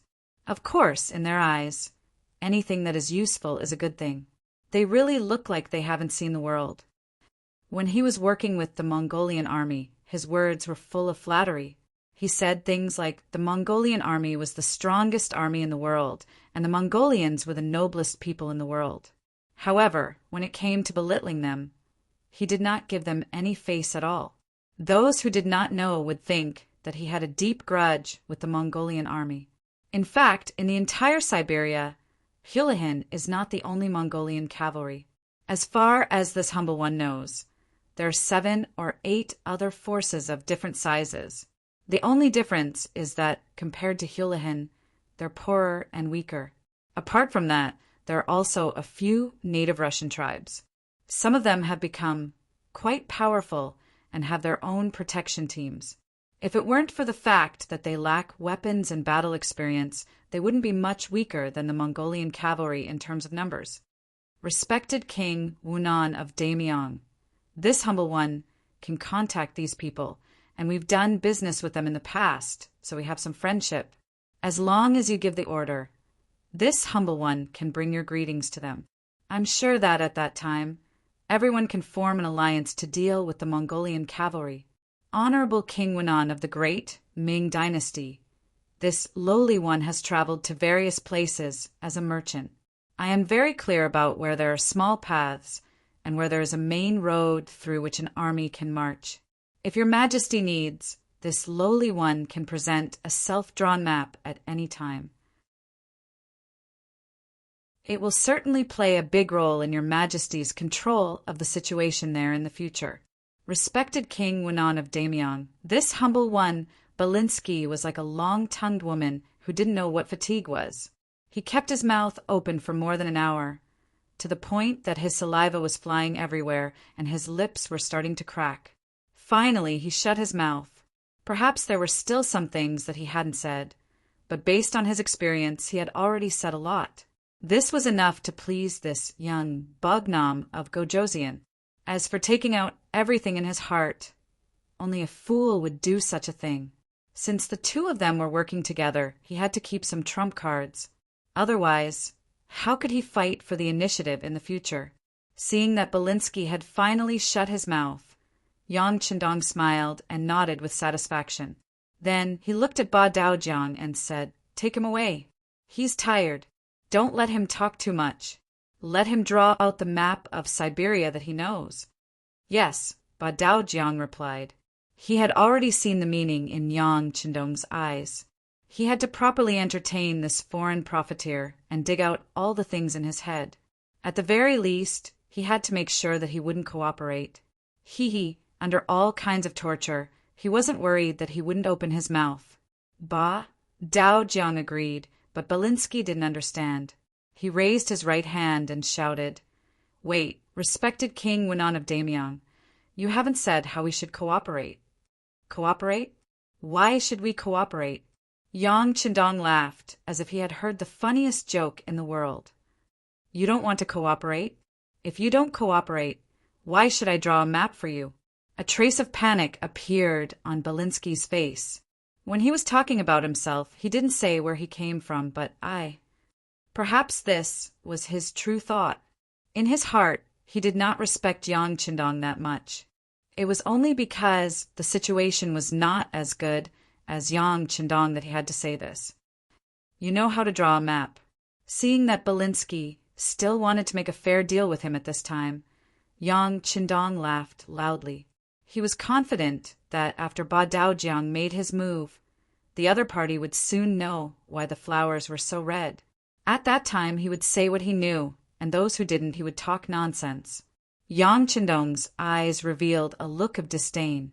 He was treating Belinsky as a captive, which made the merchant unable to remain calm. He was originally a little flustered, but now he shouted, "No, you can't treat me like this. I'm here to discuss business with you. If you do this, it will make me disappointed." "Wrong. You're not here to discuss business with this king. You're this king's captive. You were captured by Commander Tian Hu. Everyone can testify to this." Yang Qindong couldn't allow the other party to slander the reputation of the five-star army. Although they killed people like flies, they still had their reputation. He would still keep his word to his friends. Belinsky suddenly remembered that he was indeed brought here by Tian Hu. Although he chose not to resist the five-star army's cavalry, and even wanted to use the opportunity to meet Yang Qindong to prove his ability and practical value. However, it was also true that he was a captive. From the looks of it, he had miscalculated. He couldn't use his status as a captive as an excuse. He rolled his eyes and shouted again, "I'm a big merchant of the Russian tribe. I have many powerful friends in Siberia. If Bugnam of Gojoseon wants to harm me, do you think it will anger them? Once they join forces with the powerful Mongolian cavalry, I'm afraid our Qing will change hands a second time." Belinsky's face was full of threat as he spoke. He was just short of saying, "Uncle B is very angry and the consequences will be very serious." "Are you threatening me?" Yang Qindong was stunned at first, and then he looked up to the sky and laughed. The other high-ranking officers of the five-star army in the other halls couldn't help but laugh out loud as if they had heard the funniest joke in the world. Belinsky blushed as he looked at everyone. Although he didn't know what he had said wrong, he knew that these people were looking down on him when he saw how they were laughing. He thought that if he didn't argue now, he would be captured by the ferocious five-star army. His life would be worse than death, so he needed to save himself. Just as everyone was laughing, he suddenly shouted, "Don't think that I'm joking. Let me tell you, many tribes are still waiting for me to do business with them. Without me, they won't have a trade route. They will get angry and become enemies with you. How about this? Let me go immediately, and I'm willing to donate all my wealth. I will go back and tell those tribes that the five-star army is friendly and that Bugnam of Gojoseon is great. I guarantee that they won't have any ideas about you." It was half a threat and half a plea. When things didn't develop as he expected, Belinsky really panicked. He was afraid of death because he had money. He was more afraid of death than anyone else. When he realized that money couldn't save his life or bring him glory, his heart was in a mess. "Oh, you still want to continue trading with those people? Do they have money?" Yang Qindong finally asked with interest. His efforts didn't go to waste. Belinsky wasn't afraid of being asked questions, but he was afraid that the other party would ignore him. He immediately became spirited and said, "Respected Bugnam of Gojoseon, although they don't have money, they have things that we can trade with. For example, they live in the mountains all year round, so they have good tiger skin, tiger bones, tiger penis, tiger meat, ginseng, and all kinds of animal fur. They are all good things and are very valuable outside." "Oh, they have good things, so it's worth it to trade with them." Yang Qindong nodded in satisfaction. Then his gaze fell on Belinsky and said, "But you don't have to make such a trade. Our Yang Xia has many excellent merchants. You just need to tell us the locations of those tribes. As for your assets, they were seized and will definitely be confiscated. Also, you colluded with Tang Xing and the others to destroy our Qing and kill this king's people. This debt needs to be settled. All right, take him away and treat him well. Make him spit out everything in his stomach. If he doesn't say anything, just kill him." Yang Qindong waved his hand impatiently. Ba Daojiang, who had been waiting at the side, strode forward and lifted Belinsky, who weighed more than 50 kilograms, out of the hall. Even after they left the hall, Belinsky was still screaming like a pig being slaughtered. "You can't do this to me. Otherwise, you'll definitely attract the anger of the other tribes. You'll definitely regret it." No one took Belinsky's threat seriously. Regardless of whether it was the Mongol or Russian soldiers, if they didn't come, why would the 5-star army look for them? If they surrendered, everything would be fine. Those who were guilty would be punished, and those who weren't would be given land to farm. They would be squeezed dry.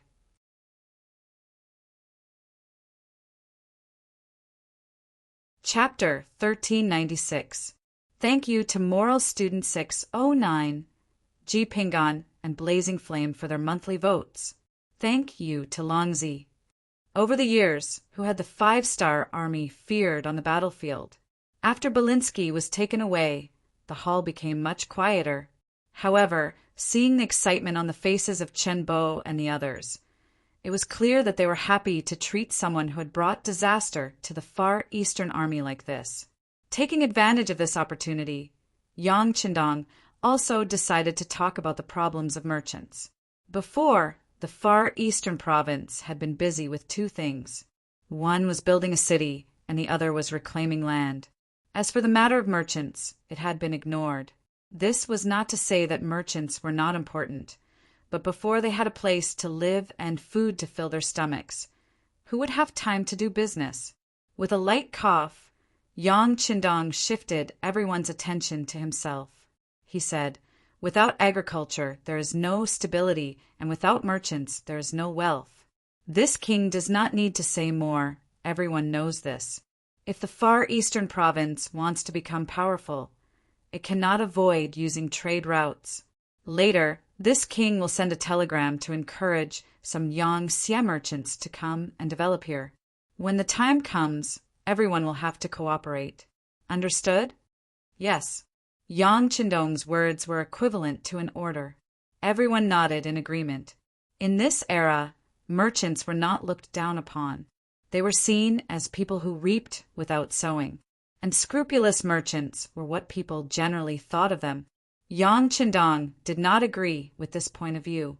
It was too arbitrary to say that merchants were lowly based on the fact that they only cared about profits. Wasn't it said that all merchants in the world came for profits, and all merchants went for profits? Back in the pre-Qin era, people had this understanding. Why did everyone still think that only merchants cared about profits? In his opinion, it was not merchants who cared about profits, but everyone in the world. It was necessary to allow, prevent, guide, restrict, and use at the same time. Just like you the Great, controlling the flood. It was better to guide it than to block it.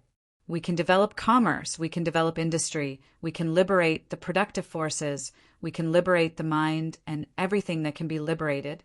Yangtze cannot do without commerce, and even more so cannot take commerce lightly.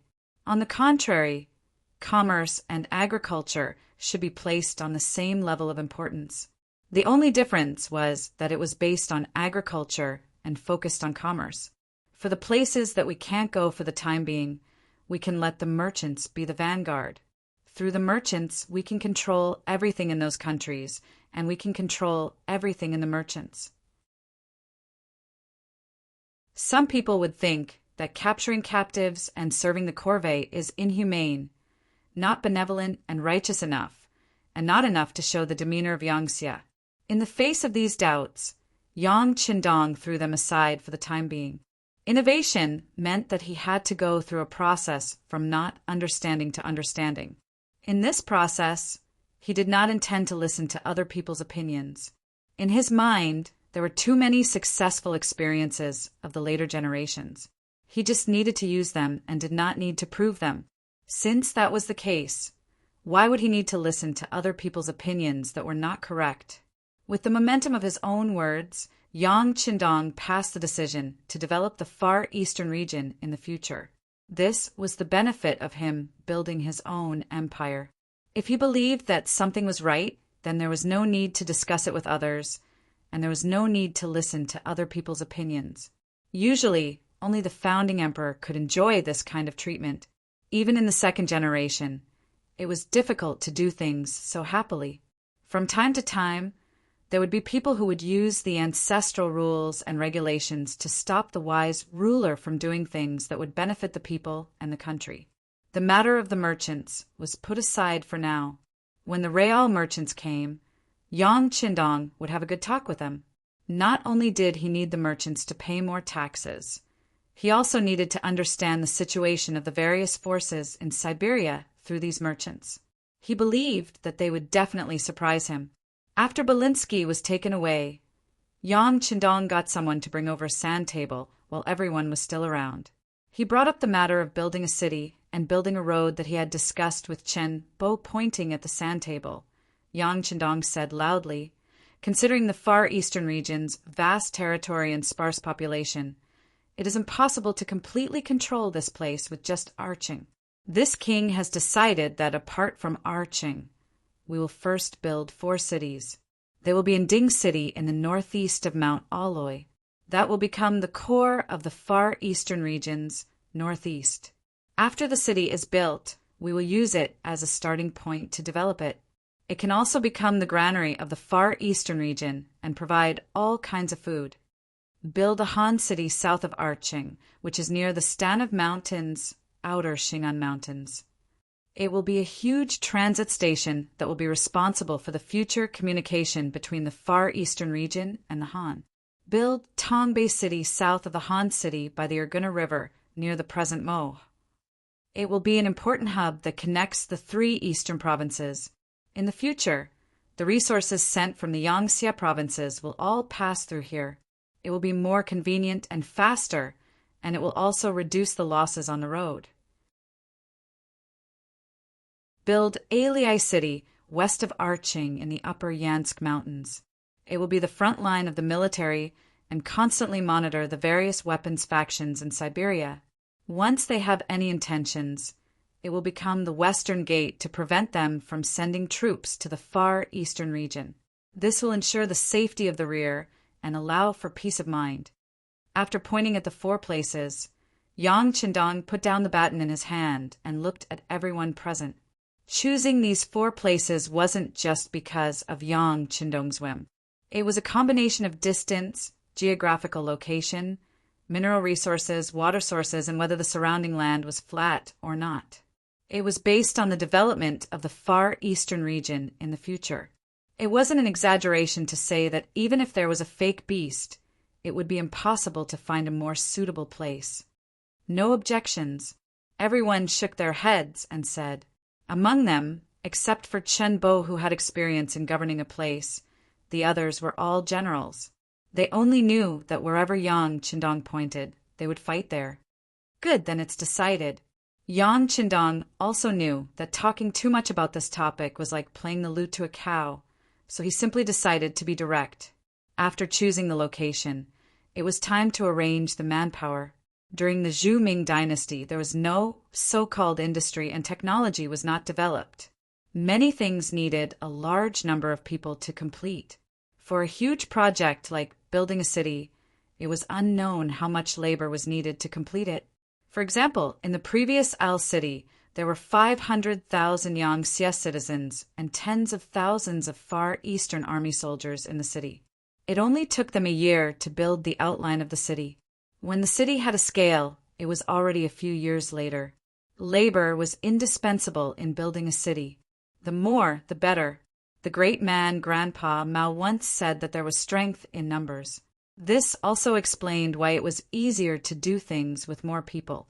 Al City, which had just experienced a riot, now had a population that was 20% less than before. In other words, there were only about 400,000 citizens. Thus, it was easy to imagine how difficult it would be to complete the 4 new cities before the arrival of winter. At least at this time, Qinbo lowered his head and didn't say anything. He had experienced this kind of thing before. so he knew better than anyone how difficult it would be. On the other hand, the other generals didn't care. They believed in Yang Qindong. Since the sixth young master said that it could be built, it would definitely be built. As for what to do, it was still the same sentence. They only needed to do what he said. No one said anything. Yang Qindong didn't point to anyone to answer his question. He opened his mouth again and said, "Has the food been transported to the city?" This sentence was, of course, directed to Qinbo. Previously, he had hidden the food because he didn't have much confidence in the safety of Al City. But now that Yang Qindong was here, Qinbo naturally felt relieved. He didn't believe that there was anyone in the world who could take something away from the sixth young master. The food has been transported to the city. Now, all the large granaries in the city are full. There are still many stored in the original cellars. Qinbo said with his chest puffed out and his head held high. This was the only thing he was proud of in the Far East for a few years. Good. The rest of the food doesn't need to be transported to the granaries in the city. Just divide it into 4 and send it to the other 4 cities. Yang Qindong nodded. With enough food, he had enough confidence to do things. Tianhu, when you go back, distribute the horse meat that died in these battles. You can also form a hunting team and go into the dense forests and deep mountains to hunt wild beasts. At the same time, you can also let people go down to fish. Remember, don't take the small fish. Even if you catch them, you have to put them back. If you want to catch, you have to catch the big fish. The next work will be very tiring. It won't be enough to just have food without meat. Yang Qindong looked at Tianhu. But these words were also for everyone to hear. As the saying goes, the emperor doesn't lack hungry soldiers. If you want a horse to run, you have to feed it grass. The horse's mane and tail had to be kept. They were strategic resources. The horse couldn't be wasted. Although it couldn't be made into leather armor, it was still better than nothing. The soldiers of the 5-star army couldn't use it, but it was still a hot commodity if sold to ordinary people. Horse meat was, of course, the most precious. It was shaved off from the bones and mixed with wine to detoxify it. The taste was very good. The bones of the horse couldn't be thrown away. They were thrown into the pot to make soup. It was one of the world's delicacies. Then the bones were smashed open. The bone marrow inside was so fragrant that it made people bite their tongue. The internal organs of the horse were also good things. The heart, liver, spleen, stomach, and kidneys could all be cooked together. The large intestines and small intestines were also one of the best ingredients. A pot of horse offal was also a famous dish. When the time came, coupled with the game obtained from hunting, the meat problem could basically be solved. This was the case for this year. However, they couldn't always use this method in the future. If they hunted more, the number of wild beasts would naturally decrease. If the fish were too small, they couldn't catch them. Otherwise, it would be very difficult to eat fish in the future. Since they had decided to develop in the long run, it was impossible to not have a long-term vision. The kind of fishing in a pond would only be done when there was no other way.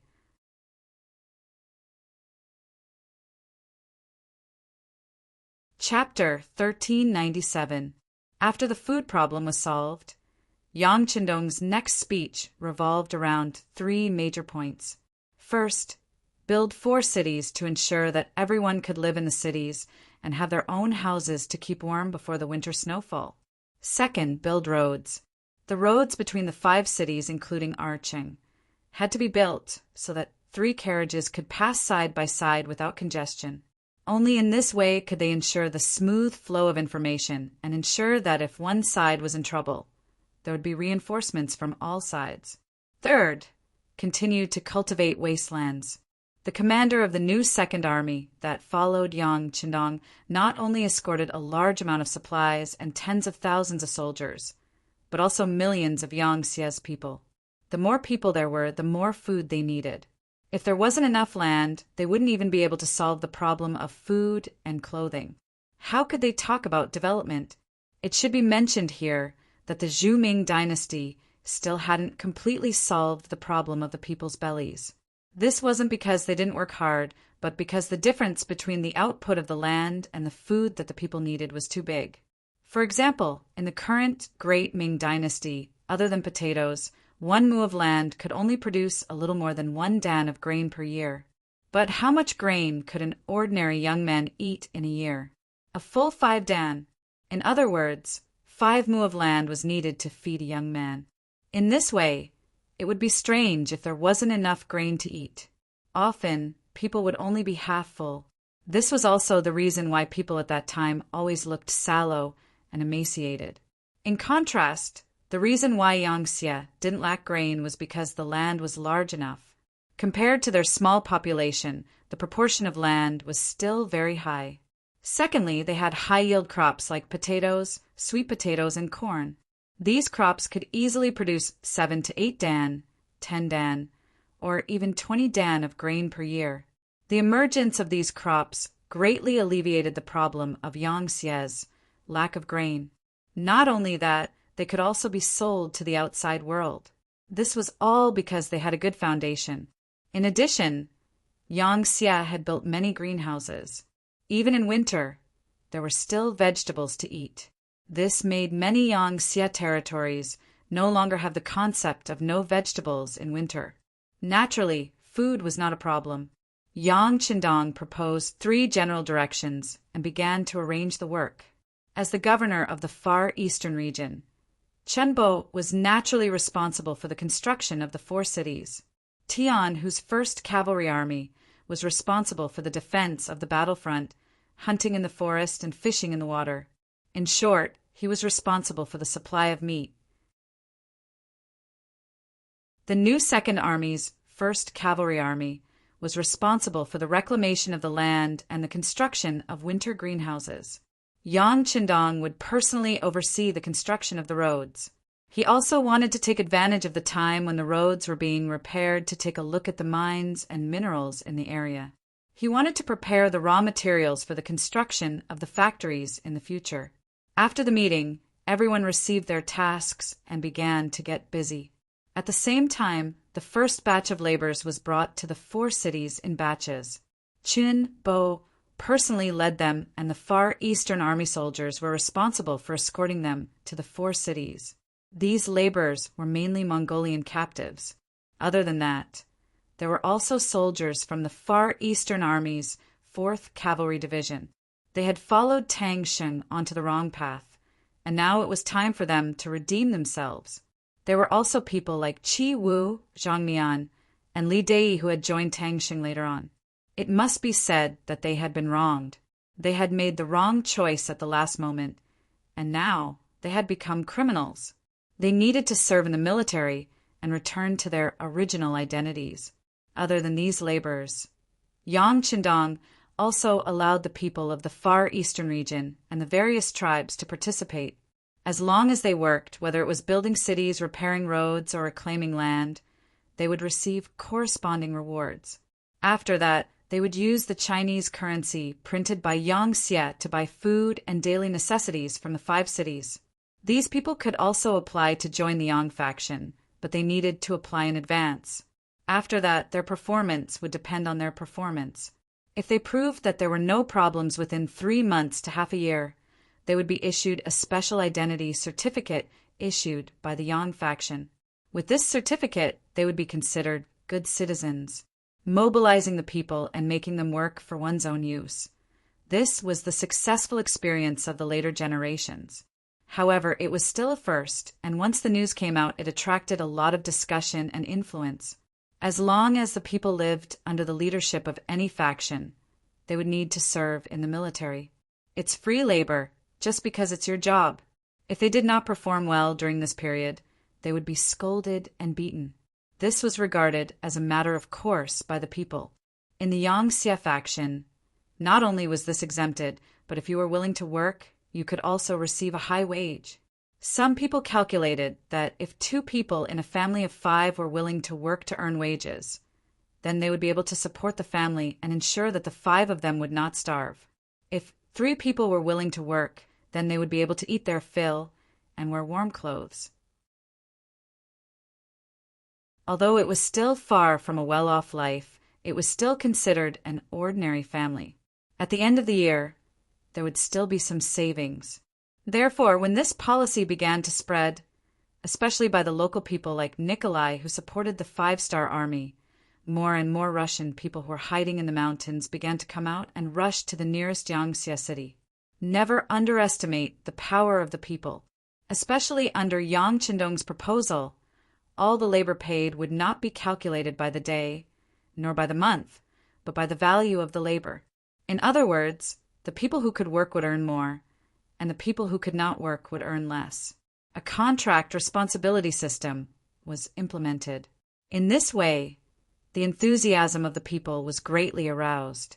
Not only did the people earn more money and live a better life, but it also increased the speed of the construction of the four cities and the development of the wasteland. When Chun Bo heard the progress of the work from his subordinates, he was stunned. If this method could have been used during the construction of Arl City, the city would have been a completely different sight now. Of course, this was just Chun Bo's imagination. Some of the innovations were not something he could think of. He did not have Yang Qindong's influence, nor did he have his decisiveness. If the same thing was done by him, when some of the policies were implemented, it would inevitably lead to all kinds of discussions and doubts. In short, the reforms were not something that could be changed by just anyone. It also depended on the specific strength of the person who implemented it. Half a month later, the commander of the mercenary corps finally arrived at Al City. Not only did they bring 1 million Yangtze people with them, but they also brought all kinds of rare materials. For example, explosives to blow up mountains, cement to pave roads, and so on. At this point, the entire Far Eastern region fell into a heated atmosphere. Everyone's faces were filled with hope for the future. Facts also proved that there were no lazy people in the world. When they felt that the effort and the reward were proportional, everyone would unconsciously unleash their potential and do everything well. When small things were done, they would become big things when put together. The development of the Far Eastern region entered the fast lane. It was even faster than Yang Qindong imagined.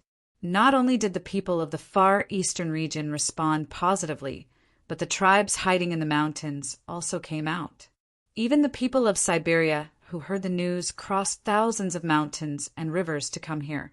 They wanted to have something to eat, to not be frozen in winter, and to have a safe haven. Yang Qindong adopted a reward system for these foreign people who came because of the reputation. Those who came first could only be slaves. After that, they had to work hard and contribute enough to become commoners. In the end, they could get rid of their temporary identity card and get an official identity card of an ordinary citizen. If there were people who performed well, they could be promoted to Han citizen. One of the reward systems was that they could report people who were doing bad things. This way, they could find all suspicious people through supervision, and there would not be any loopholes. At the same time, if they were serious about their work, they could often exceed the quota and lead others to do better. They would be seen as role models. Also, if they were to spread rumors, they could attract more people to be used by the five-star army. These were all meritorious deeds that were of great help to the evaluation. With the perfection of the system and mutual supervision, many people with unknown identities were quickly found out. After the investigation by the Security Bureau, they found that most of them were spies from the Mongolian army and belonged to various forces. There were also a few spies from the large Russian tribes. They doubted the authenticity of the five-star army building a city in Dali and sent people over to investigate. For such people, Yang Qindong ordered his men to release them. He even asked his men to show them around the cities so that they could have a better understanding of what the five-star army was doing. This would make it easier for them to make the right choice. What made people not know whether to laugh or cry was that there were spies from Baiming and southern Ming among these people. It was really difficult for them to come here from thousands of miles away just to see what the five-star army was doing. When Beta Persei reported the discovery of spies from the great Ming dynasty to Yang Qindong, he could not help but sigh. It seems that both Bai Ming and Southern Ming have already seen me as a great enemy. Forget it. It won't be long before I deal with them anyway. I'll just detain these spies. If they're willing to stay, I'll arrange jobs for them and see what happens. As for those who refuse to change, I'll just kill them. Yang Qindong did not boast that he was a saint. He would never be soft-hearted towards his enemies. If he did not do so, he would not be able to achieve the great goal of the world and the supremacy of the Han people.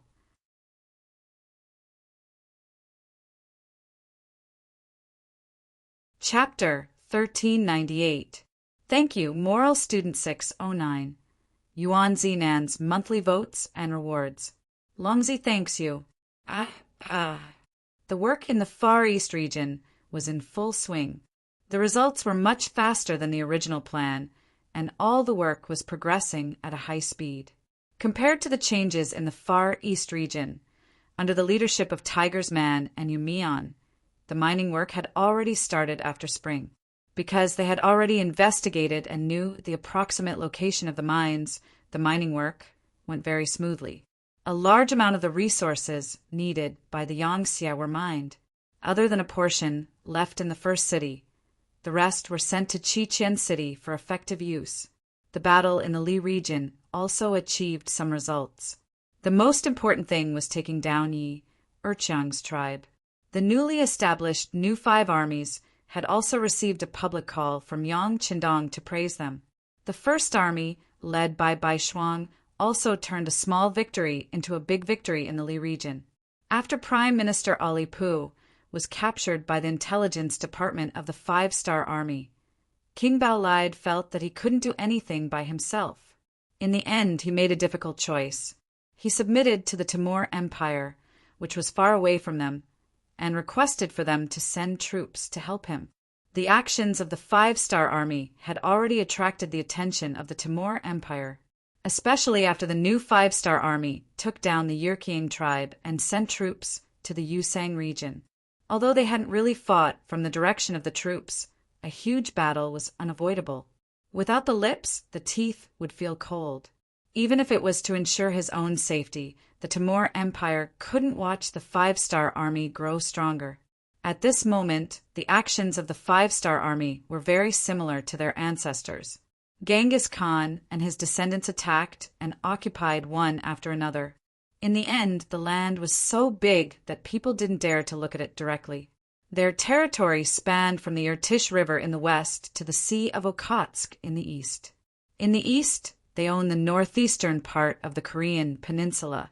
In the southwest, they included the Kashmir region, Bhutan, Sikkim, and other places in the southern foot of the Himalayas, northeastern Myanmar, and northern Thailand.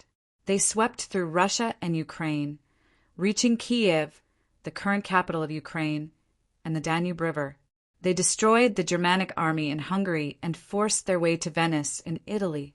It had a land area of 44 million square kilometers. The performance of the Five-Star Army, led by Yang Qindong, was even better. No one was willing to see such a huge monster appear. It could be imagined that it wouldn't take long for the Timur Empire to make a move. As for whether they would send an emissary to dissuade them or directly dispatch troops, that would depend on the development of the battlefield. Let's talk about the Navy. Since they went to sea in March, they have been invincible all the way. The battleships were equipped with the most advanced cannons. In addition, the new ships were much faster than the ships of other forces. The Cold Front Navy was almost invincible. In just 2 months, they had conquered Sumatra in the south and Manchuria in the north, completing the task of controlling the Straits of Malacca, following which they headed straight for Sri Lanka, following the route that Zheng he took when he went to the Western Ocean. The difference was that the Cold Front Navy was much more ferocious. Wherever they went, there was either submission or death. There was no third choice. The situation was very good. Yang Qindong, who was in the Far East, was relieved and wholeheartedly directed the road construction. With Beta Persei an all-round deputy, Yang Qindong only needed to take care of the general situation.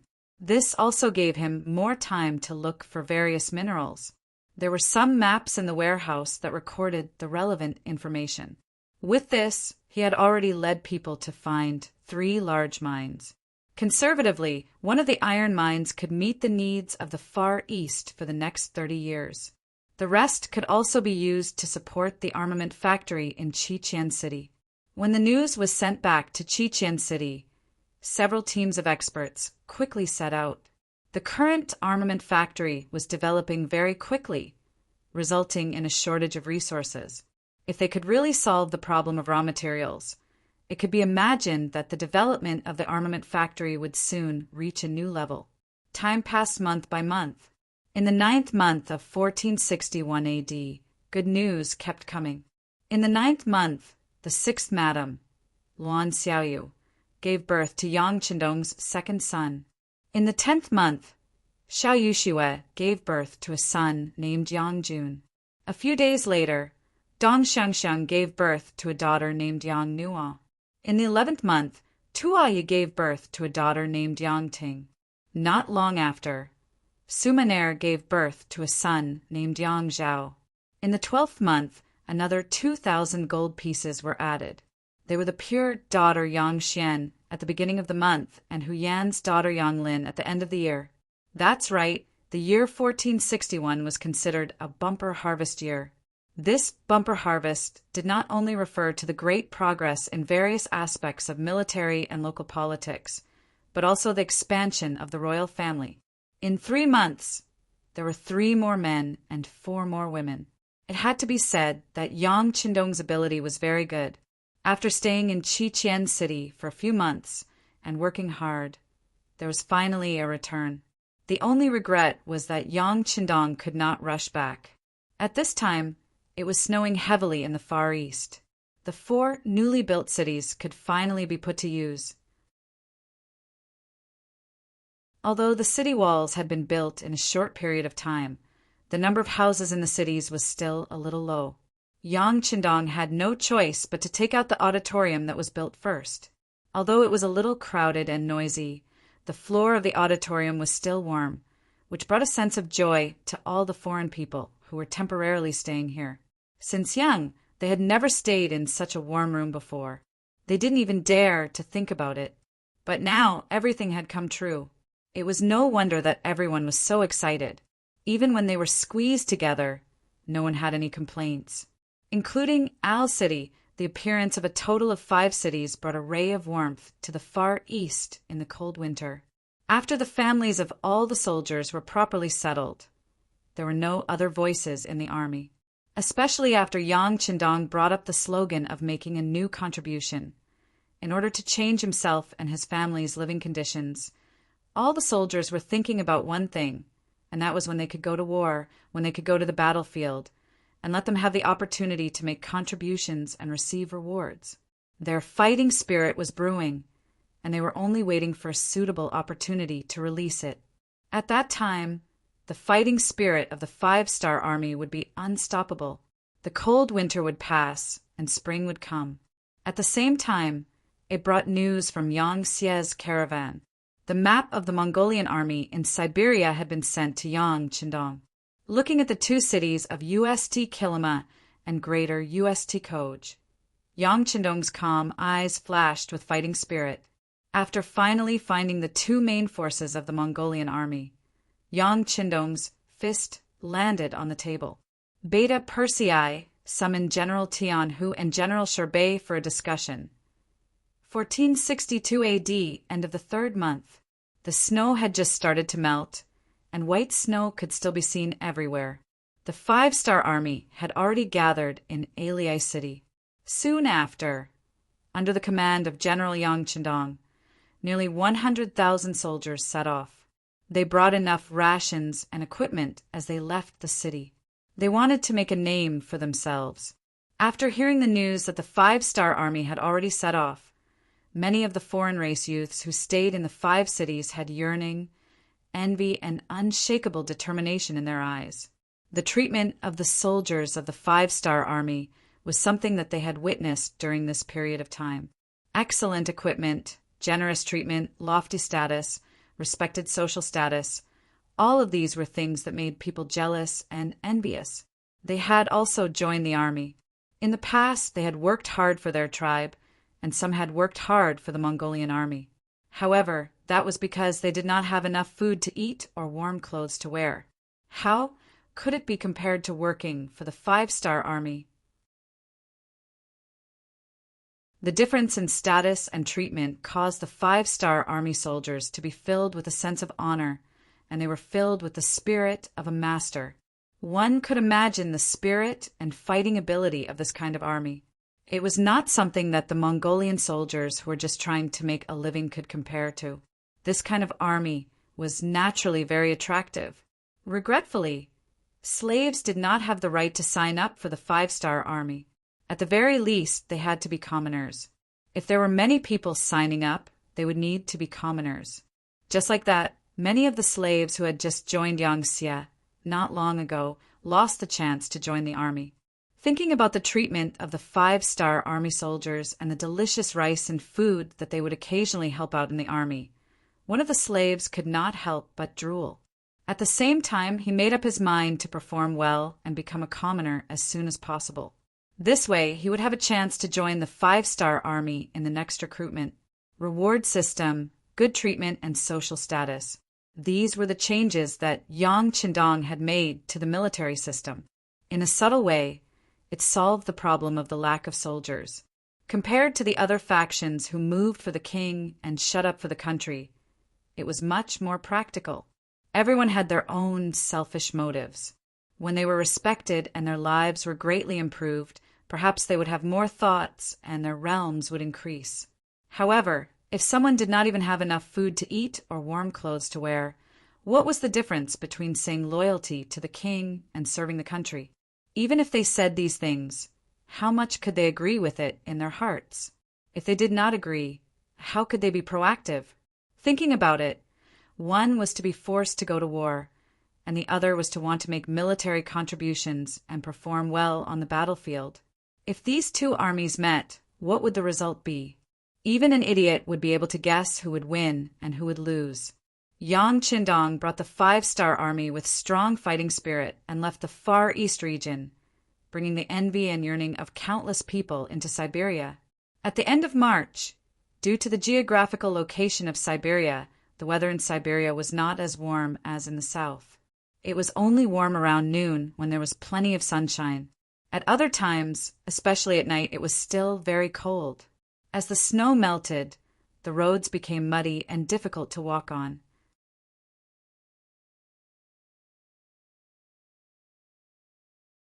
Chapter 1399. Any other army would not have chosen to set out at such a time. The damage to themselves would be far too severe. But for the 5-star army, the effect was very ordinary. Once the soldiers got used to this method of marching and got used to the environment and weather, it only took them 2 days to recover. Although their boots would still kick up mud when they stepped on the road, it no longer hindered their advance. Unlike the people of that time who liked to wear cloth shoes, those who were better off would wear leather boots. Those who were worse off would wear straw sandals, and even those who were poor would go barefoot. The soldiers of the 5-star army all wore leather boots that were the same size, allowing them to protect their feet to the greatest extent when they were marching, allowing them to walk in the forest full of boulders without suffering any injuries. Every soldier was given a standard sleeping bag, a water bottle, a wash basin, a bedding, a raincoat, a cotton coat, and so on. When they needed to use it, they would open it. When they were not using it, they would store it in a large bag and carry it on their backs. In this way, they did not need to worry about the cold and slippery roads, allowing their movement speed to be unaffected by the weather. Just this set of equipment for each soldier cost around 10 taels of silver, multiplied by the number of nearly 100,000 soldiers. This was still a huge sum. At the start, because this work required a lot of money, there were some people who objected, but Yang Qindong reasoned that soldiers had to shed blood in battle. Right now, they were just paying a bit more to ensure their safety on the road. What was not worth it? What could be compared to a human life? As soon as Yang Qindong's questioning voice came out, all the opposing voices disappeared. When this matter was spread, all the soldiers were moved to tears. Following this kind of commander, what complaints did they have? What reason did they have not to risk their lives? The speed of the army continued to increase, and they got closer and closer to their destination, Great Usage, or Great Usage for short. This time, the initial goal of the expedition was to conquer 2 big cities. Yang Qindong adopted a strategy of dividing the troops into 2. To the north was the Lima city of Ustichi, also known as Ustichi City. The army there was led by Tian Hu, the commander of the world's #1 cavalry army. He led 40,000 cavalry and 300,000 civilians as logistics support. The second group was personally led by Yang Qindong and consisted of more than 30,000 cavalrymen under the command of the new Second Army, as well as 20,000 men from the newly established Russian Division, White Division. At the same time, 300,000 civilians were supported.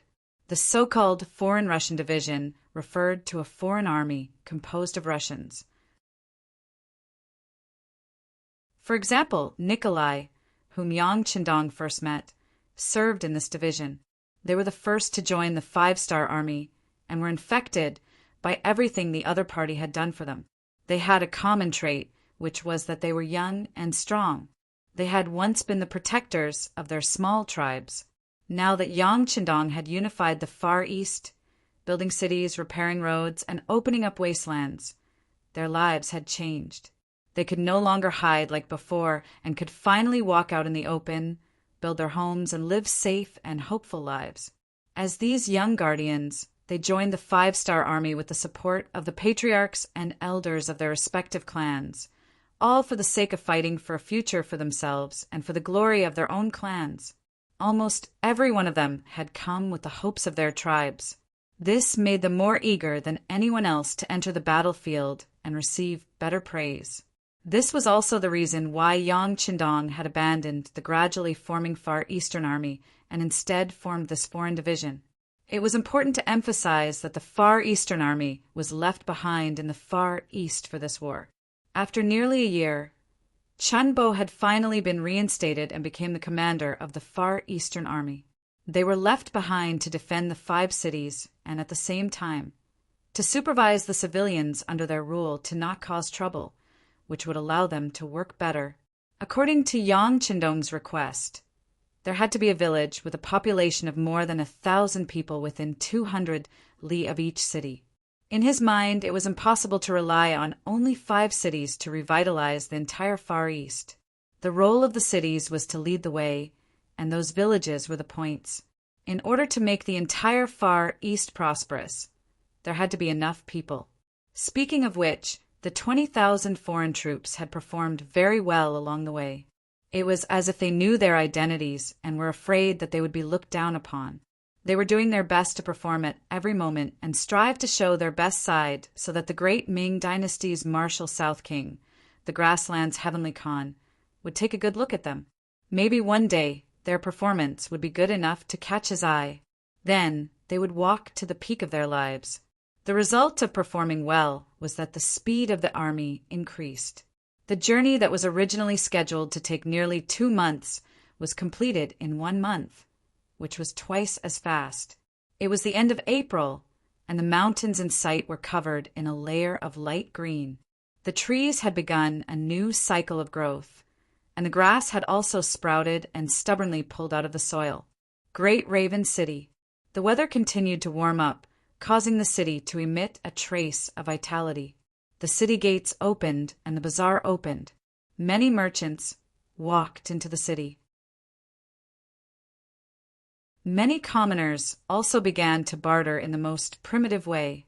Ahuli called himself the Khan of Zhongxing, and the Great Raven City was the main power under his rule. With the city as the center, the area that stretched out for 500 li was his territory. His general, Shikai was an unstoppable enemy. Relying on this general, Ahuli used nearly 10 years to become the overlord of this area, with 20,000 cavalry under his command. To be able to command 20,000 elite soldiers in Siberia, where the weather was harsh, was enough to make Ahuli feel proud. As such, in this place he was like a god, and his words were like an imperial edict. No one dared to go against him. Ahuli could be considered an anomaly among the Mongol Khans. He was not like the others who only knew how to kill and think of ways to rob when they ran out of things. He was someone who placed great importance on production and construction. For example, the Great Crow City under his rule had very good public security. Not only did the soldiers not offend the common people, even the merchants who passed by would happily let them pass as long as they paid the taxes according to the area. The safety of the merchants within a radius of 500 miles was guaranteed. As such, the Great Raven City was relatively prosperous, and many nearby tribes even chose to live in the city after understanding the situation. This made the Great Raven City one of the most prosperous cities in the area.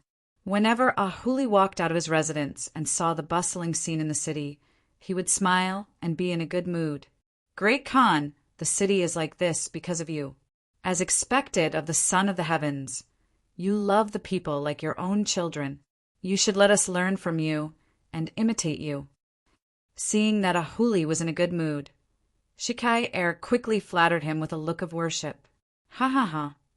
Ahuli, who was praised like this, laughed out loud and said humbly, "This is not enough. This Khan is thinking whether or not we can lower the taxes for the people. They have suffered too much, sigh."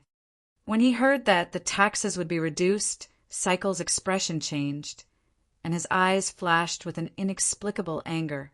If it was in the past, he would definitely speak up to stop it. Although the taxes in the Great Raven City were a bit high, reaching 5% of the taxes, they protected the people. However, they had ensured the safety of the people. This was something that could not be bought with money in this chaotic world. Speaking of which, this was not the first time Ahuli lowered the taxes. Originally, it was 7% of the taxes. Every time it was lowered, Cecil would object. If this went on, it wouldn't be long before the food in the city's storehouse would dwindle. Wouldn't it be dangerous if a war broke out? This time, Shikai did not speak up to stop it. He only hesitated for a moment before saying, "This is the Great Khan's action of caring for the people. It is admirable." "General, you don't object?" Originally, he was already prepared to give up if Shikai opposed it. In fact, this time, he didn't have any hopes of passing this resolution. He was just testing the waters, and he would continue to raise it.